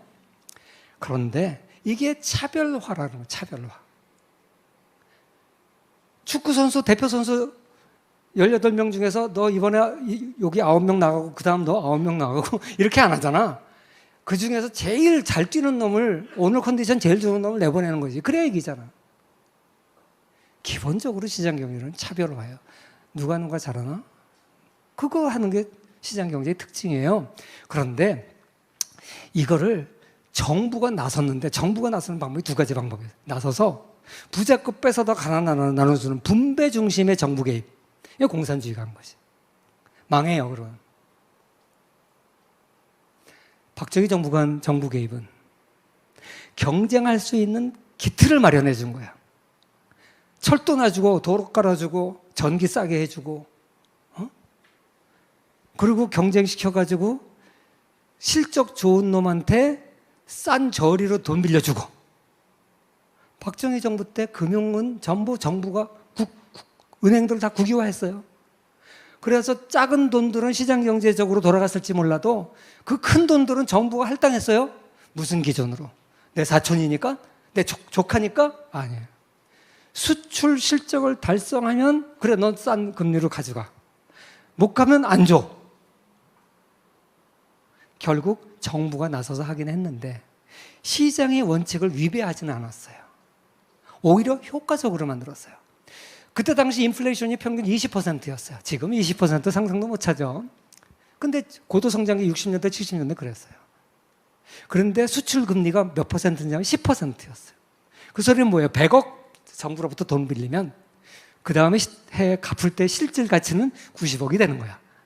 아니, 80억이 되는 거야. 물가가 20% 오르니까. 그래, 난 이자를 10억만 내면 돼. 10억 번 거지. 무슨 말인지 알겠죠? 결국은요, 수출 금융을 줬다는 것은 보조금을 준 거야. 10억만큼 보조금을 준 거잖아요. 그런데 만약에 이때 너 주고 이걸 선택을 내 입맛대로 너 공화당 지지자야? 그럼 너 가져가. 너 영남 사람이야? 가져가. 이랬다면 이건 문제죠. 그런데 수출 실적으로 했기 때문에 시장의 원칙을 위반하지 않았다. 물론 이 시대를 가지고 비난하는 사람들은 있어요. 공평하지 않았다. 영남에 몰아줬다. 온갖 비난이 있어요. 근데 그걸 설명을 하면 길고 그런 면도 인간이 하는 사회니까 있을 수 있겠죠. 어느 정도는. 근데 큰 원칙은 뭐냐? 경쟁이라고 하는 원칙은 지켰다. 그래서 경쟁을 도입했다는 게 정부가 주도했지만 시장의 경쟁 원칙은 지켰다는 게 아주 다른 점이에요. 다른 나라하고 다른 점이에요. 자, 그래서 여기까지 이제 얘기를 하고 이제 한 20분 남았는데 마지막으로 한국의 기업가 정신, 여기에 대해서 얘기를 하겠어요. 자, 기업가 정신이 뭔지는 다 알죠. 리스크를 테이킹하는 거야. 아니, 기업을 하면서 레드카펫만 깔려있고 이쪽으로 하면 확실히 돈 벌어. 그럼 못할 놈은 어디 있냐고. 기업을요, 뭐라고 학자들이 설명하냐면 기업 행위를 100% uncertainty, 앞날을 한 치 앞도 볼 수 없는 불확실성의 세계를 기업의 세계라 그래요. 여러분, 그 리스크라는 단어 있죠. 자, 자동차 사고가 날까 누구도 몰라요. 모르지만 확률은 알아. 자동차 10,000대당 1대 정도 교통사고 나더라. 한 번 교통사고 나니까 평균 얼마만큼 피해를 보더라. 그러니까 그거 곱하기 해가지고 보험을 들 수가 있어. 그러니까 같은 불확실성이라도 자동차 사고 같은 거는 확률을 아니까 보험을 들 수 있어요. 기업 활동은 보험 들 수 있어요? 기업 활동은 보험이 없어요. 왜? 그것보다 더 불확실하니까. 자동차 사고보다 내가 내일 병이 걸릴까 안 걸릴까 이것보다 훨씬 더 불확실해요. 그게 기업의 세계예요. 그 불확실성의 세계 하에서 내가 된다는 확신을 가지고 돈을 빌려서 확실하게 이자를 미리 주는 거야. 사람을 고용해서 월급을 매겨 주는 거야. 이 주는 돈들은 월급과 이자는 뭐예요? 확실하게 이미 준 거야. 이유는 나중에 생겨. 1년 후에 생길지 5년 후에 생길지 몰라. 그 사이에 망하면 내가 다 뒤집어 쓰는 거야. 물론 근로자도 기업이 망하면 잘리니까 손해를 보겠죠. 그러나 그는 그동안 월급 받았잖아. 또 다른 기업 가면 되잖아. 그런데 자본가는 다 날라가잖아. 심지어는 남의 자기 아버지 아파트 담보로 빌린 것도 다 날라가고 가족이 풍지박산이 나잖아. 그 리스크를 테이킹하고 확실한 자신감을 가지고 나가는 사람, 이게 기업가예요. 얼마나 대단한 거예요. 그런 확신과 지혜가 없으면 절대 기업가를 못해. 투자자는 별거 아니에요. 내 재산의 일부 조금 빌려주는 거야. 자본주의 주식회사가 왜 좋냐? 옛날에는 리스크가 너무 커서 개인 사업을 못하는 거야. 망하면 서커스를 저 높이서 하는데 떨어지면 죽으니까 어떻게 서커스를 하냐고. 근데 투자는 내가 남는 돈 은행에 넣어봐야 2.F 안 나오니까 이거 조금 투자해. 떨어져 죽어도 내 요 돈만 날리면 되잖아. 그게 주식회사의 특징이잖아요. 대단한 발명이라는 거야. 너도 나도 조금씩 모인 돈이 큰 돈이 돼서 큰 일을 할 수 있는 거야. 그게 주식회사의 장점이에요. 이거를 해내는 사람이 기업가 정신인데, 응? 그런데 기업가 정신의 최고봉이 누굴까? 아까 얘기했던 현대 경영학의 아버지 피터 드러커가 뭐라 그랬냐면, 영국, 미국, 독일, 프랑스 이런 나라가 발전한 거는 기업가 정신 때문에 그런데 최고의 기업가 정신은 한국이다 그랬어요. 한국이다. 이걸 내가 원문으로 보여주면 이거예요. 이 기자가 물어요. 젠드론이라는 책에서 나오는 건데, 미국 그러면 자본주의 정신의 앙트로프로너십의 핵심 나라가 미국이잖아요. 자유주의, 미국을 맨하탄의 상징하는 게 자유여신상이잖아요. 그만큼 자유주의 정신이 투철한 나라 미국이고, 그걸로 발전하는 건 대표적인 나라가 미국이에요. 그런데 앙트로프로너십의 최고가 미국이냐 그러니까 이 사람이 피터 드러커가 absolutely not 아니라는 거예요. 그러면 who's number one? 그러니까 undoubtedly Korea. 야, 오늘 얘기하려고 하는 기업가 정신에 때문에 자본주의가 발전하는 건데, 이거 1등 나라가 한국이라고 피터 드러커가 얘기했어요. 대단한 거 아니에요?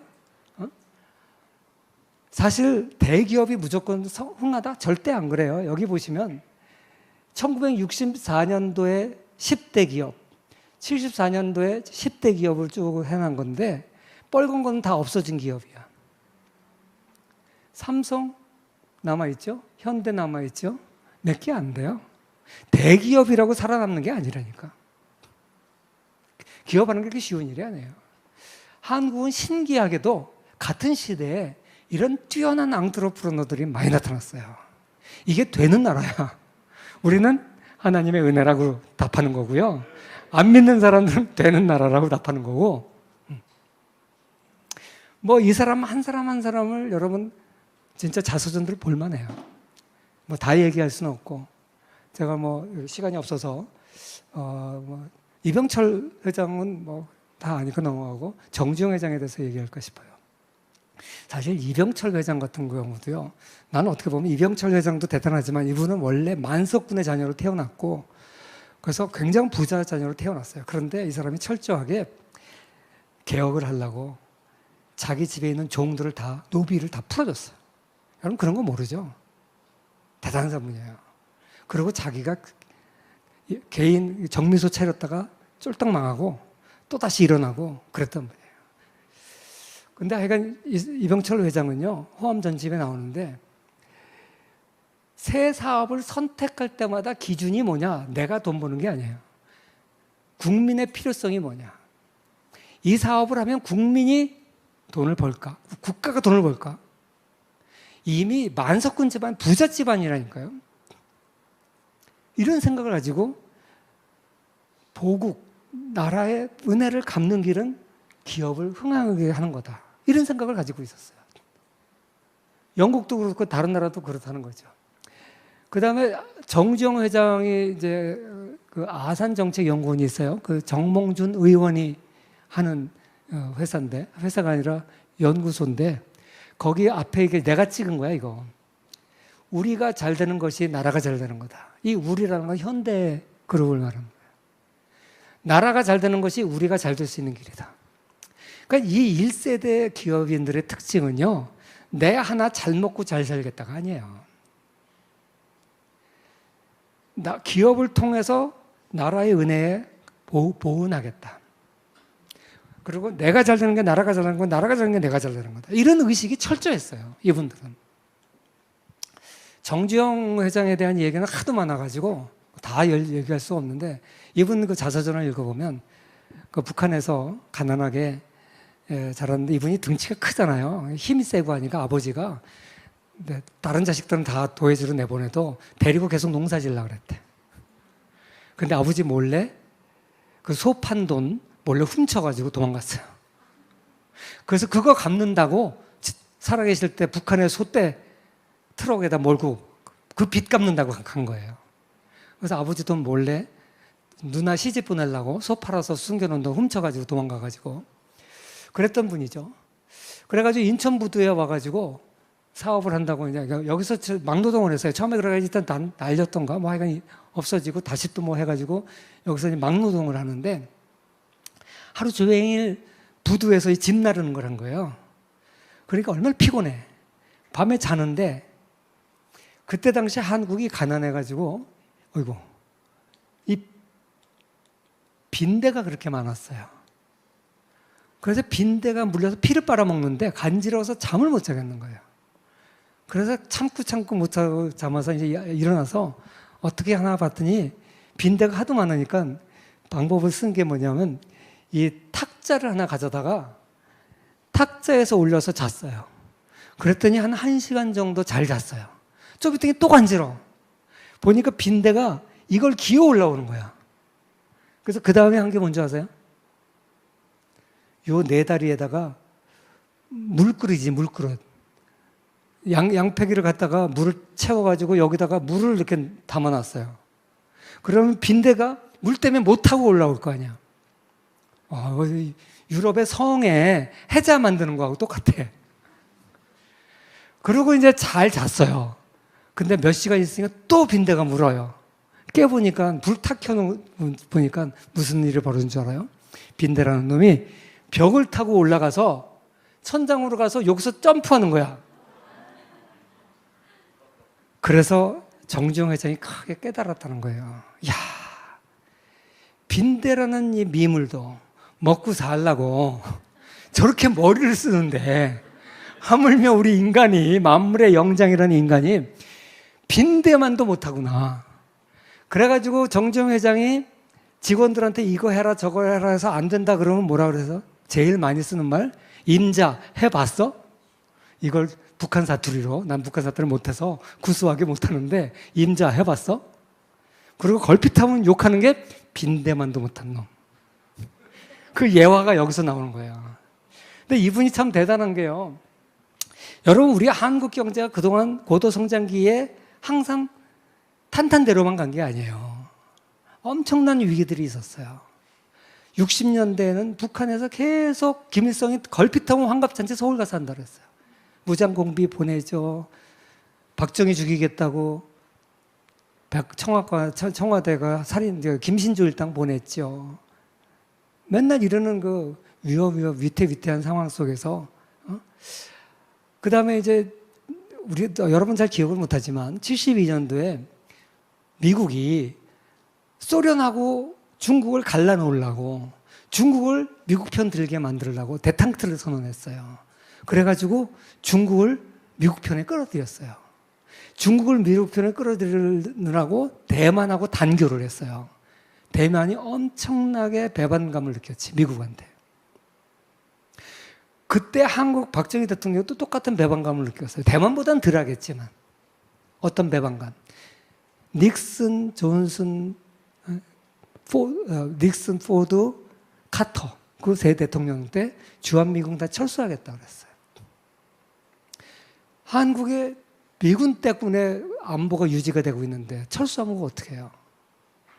그래가지고 박정희 대통령이 자주국방을 하겠다고 해서 중화공업화를 한 거예요. 하여간 위기가 많았어요. 그 다음에 제1차 오일 쇼크, 2차 오일 쇼크. 특히 1차 오일 쇼크 때 73년도에는요, 한국이 석유를 100% 오펙 국가한테서 수입해왔어요. 그런데 이스라엘 전쟁을 하면서 친이스라엘 국가한테는 석유를 안 파는 거예요. 우리는 미국의 똘만이다 그래가지고 우리는 반이슬람 국가로 낙인이 찍혀가지고 완전히 안 팔 수는 없고 판매량을 30%를 무조건 삭감했어요. 당시 오일 수입의 70%는 산업용이고 30%가 가게용인데 일단 공장은 돌려야 될 거 아니에요. 그러니까 가게용 석유가 없는 거야. 난리가 난 거죠. 뭐 그런 위기들. 그래가지고 석유 가격이 그 73년, 74년 한 해 사이에 4배가 뜁니다. 그 78년도에 이란 혁명 때문에 2차 오일 쇼크가 일어나요. 그 1, 2차 오일 쇼크 합하면 10배가 뛰어요. 석유 가격이. 석유 한 방울도 안 나는 나라가 100% 오펙 산유국을 수입하는 나라가 석유 가격이 10배 오르니까 어떻게 돼? 한국 산업 망했지. 그래서 11.6이 일어난 거예요. 사실은. 아무튼 그런 위기가 그때그때 많았는데 1차 오일 쇼크를 우리가 슬기롭게 잘 극복하는데 어떻게 극복하느냐? 바로 중동의 건설자들이 가서 달러를 벌어둔 거예요. 우리가 4배 주고 기름을 사니까 중동 산유국은 갑자기 소득이 4배가 된 거 아니에요. 세계 달러가 다 중동 국가로 들어가는 거예요. 그게 오일 머니죠. 그 중동 국가들이 어떻게 생각하냐면, 야, 이 땅 속에 석유가 얼마 있는지 솔직히 잘 몰라. 어떤 사우디는 많지만 쿠웨이트 같은 나라는 얼마 없어. 그러니까 요거 다 파먹고 나면 우리 후손은 뭐 갖고 사냐? 그러니까 조금만 팔고 비싸게 팔자. 이거예요, 오페크가. 그러니까 이거 팔아가지고 얻은 오일 머니로 우리도 항만 건설하고 우리도 공장 세우고 그렇게 해가지고 우리도 경제 발전하자. 그런데 돈은 있는데 건설할 사람이 없잖아. 그러니까 중동의 뜨거운 땡볕 아래서 공사하라니까 선진국 근로자들이 가겠어요? 안 가지. 후진국 근로자는 기술이 없어서 못 가고 한국은 월남전에서 총을 맞아가면서 건설해 본 경험이 있어. 그래서 한국 근로자들이 간 거예요. 그래서 박정희 대통령이 야, 우리가 4배 지금 석유값을 쓰고 있는데 그거 다시 벌어오면 될 거 아니야. 어떻게 벌어와? 우리 노동자들 중동에 보내. 그 중동에 가라니까 근로자들이 가요? 아무도 안 가려고 그러지. 근데 정지용 회장이 뭐라 그러는 줄 알아요? 현대 건설이 있잖아. 야, 우리 건설할 때 제일 불평이 뭐냐? 비가 오면 건설은 쥐약이에요. 쉬어야 돼. 근데 중동엔 비가 안 오잖아. 남들은 열사의 나라에서 어떻게 건설하냐고 막 그럴 때 정지용 회장은 뭐라 그러냐? 중동엔 비가 안 오잖아. 그 다음에 건설의 3대 요소가 뭐야? 석탄, 시멘트, 모래 자갈 아니야. 근데 거기 모래하고 자갈 많잖아. 낮에 더워? 밤에 일하지. 햇불 켜놓고. 문제 없어. 그렇게 간 거예요. 그래서 한국인들이 밤에 햇불 켜놓고 공기를 땡겼어요. 그거 보고 놀래가지고 우리 건설 기술량이 뭐가 있겠냐고. 선진국에 비하면 형편없지. 노동력밖에 없지. 그런데 한국이 미국 다음으로 2번째 많은 수주를 따내요. 거기서 벌어들인 돈으로 우리가 외환위기를 1차 오일 쇼크를 극복해요. 그래서 중화학공업화를 성공으로 끌고 나가는 거예요. 오늘날 중화학공업화를 안 했으면 중국한테 진작에 추월 당했어요. 태국한테, 베트남한테 진작에 추월 당했어요. 그나마 이만큼 버티는 게 뭐예요? 그 나라들보다 일찍 중화학공업화를 시작했기 때문에 그래요. 이 돈이 없었으면 못했지. 그러니까 이런 걸 보면요, 정말 천재예요. 그래가지고 여기 이제 물이 없잖아요. 물 없어? 그럼 바닷물을 담수화해. 그래가지고 바닷물 담수화 기술 세계 1위가 한국이에요, 지금. 이런 거. 이거 대단하잖아요. 이것 말고도요, 많아요. 조선업도 얘기하면 한이 없어요. 처음에 조선소 질려고 돈을 빌려니까 돈이 없다 그러니까 유명하죠. 정지영 회장이 거북선 그림 보여주면서 우리는 벌써 16세기에 거북선 만들었던 나라라고 뻥 쳐가지고 수주 따내고요. 뻥도 잘 쳐. 이것 말고도요, 굉장히 많은 스토리가 있어요. 오늘 시간이 끝내라고 좀 사인이 들어와서 맞춰야 될 것 같습니다. 여러분, 이제 자유통일 시대에 여러분들이 기업가 정신을 가져야 돼요. 아까 얘기했죠? 피터 드러커가 세계 최고의 기업가 정신이 한국이라고 그랬죠? 지금 어때요? 이건 생략할게요. 근데 지금 어때요? 다른 나라는요, 전 세계가 이제 그 기업가 정신의 중요성을 알아요. 미국에서 80%인 40개 주가 기업가 정신을 정규 교육으로 만들었고, 유럽에서도 초중 고등학교에서 이걸 가르쳐요. 한국도 지금 이걸 하고 있어요. 기업가 정신이 중요하다는 걸 다 알아. 근데 한국에 기업가 정신이 있어요, 없어요?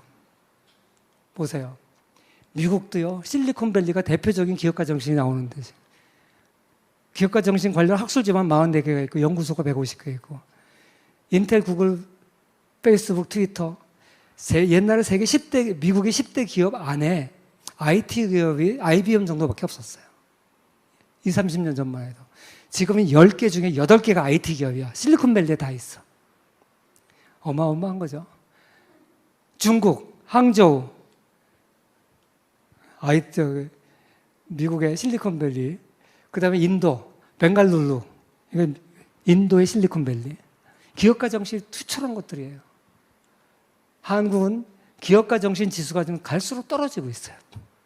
왜? 똑똑한 애들 다 어디 가요? 의사 되거나, 의사가 무슨 기업가 정신이 필요해요? 병 잘 고치면 되지. 다 공무원 되거나, 의사 되거나, 한국에 기업가 정신이 없어요. 공시족 다 몰려있고. 아메이에서 글로벌 기업가 정신 보고서가 제일 최근에 나온 게 2018년 거예요. 이 이후에는 없어요. 왜 없는지 몰라요. 문재인 정부에서 하지 말라고 그랬는지 왜 없는지 모르겠는데, 우리가 계속 2016년하고 18년 비교했을 때 10위가 떨어졌어요. 이 기업가 정신을 갖다가 사업에 대한 도전 의향, 능력과 자원이 준비되는지 판단의 실현 가능성, 가족의 반대 같은 사회적 압박을 무릅쓰라도 하겠다는 의지력. 우리나라 젊은이 주고 사업하겠다는 부모가 다 말리죠. 교수도 말려요. 우리 제자 하나가 졸업하자마자 벤처기업 하겠다고 찾아왔더라고요. 내가 하지 말라 그랬어요. 왜? 너 돈 많니? 그랬더니 없대요. 그래서 뭐 하려고 그러니? 그랬더니 여성 생리대 만든대. 그래서 하필이면 그런 거 만드냐? 그리고 너 돈도 없지, 경험도 없지. 기업 들어가서 한 10년 동안 배워서, 그래서 니만의 아이템 갖고 나와서 기업을 차려야지. 야, 대학 졸업하고 그런 거 하나도 안 배웠잖아. 근데 너 무슨 기업을 하냐? 그랬는데요. 몇 년 전에 다시 찾아왔더라고요. 나 앞으로 사회이사 해달래. 돈 벌어가지고 사회이사 해달래. 우리나라에 빨아 쓰는 생리대 있죠? 그거에서 대박이 터졌어요. 얼마 전에 유한 캠벌리가 뭐 문제가 많다 그래가지고 그때 막 공장을 엄청 늘렸어요.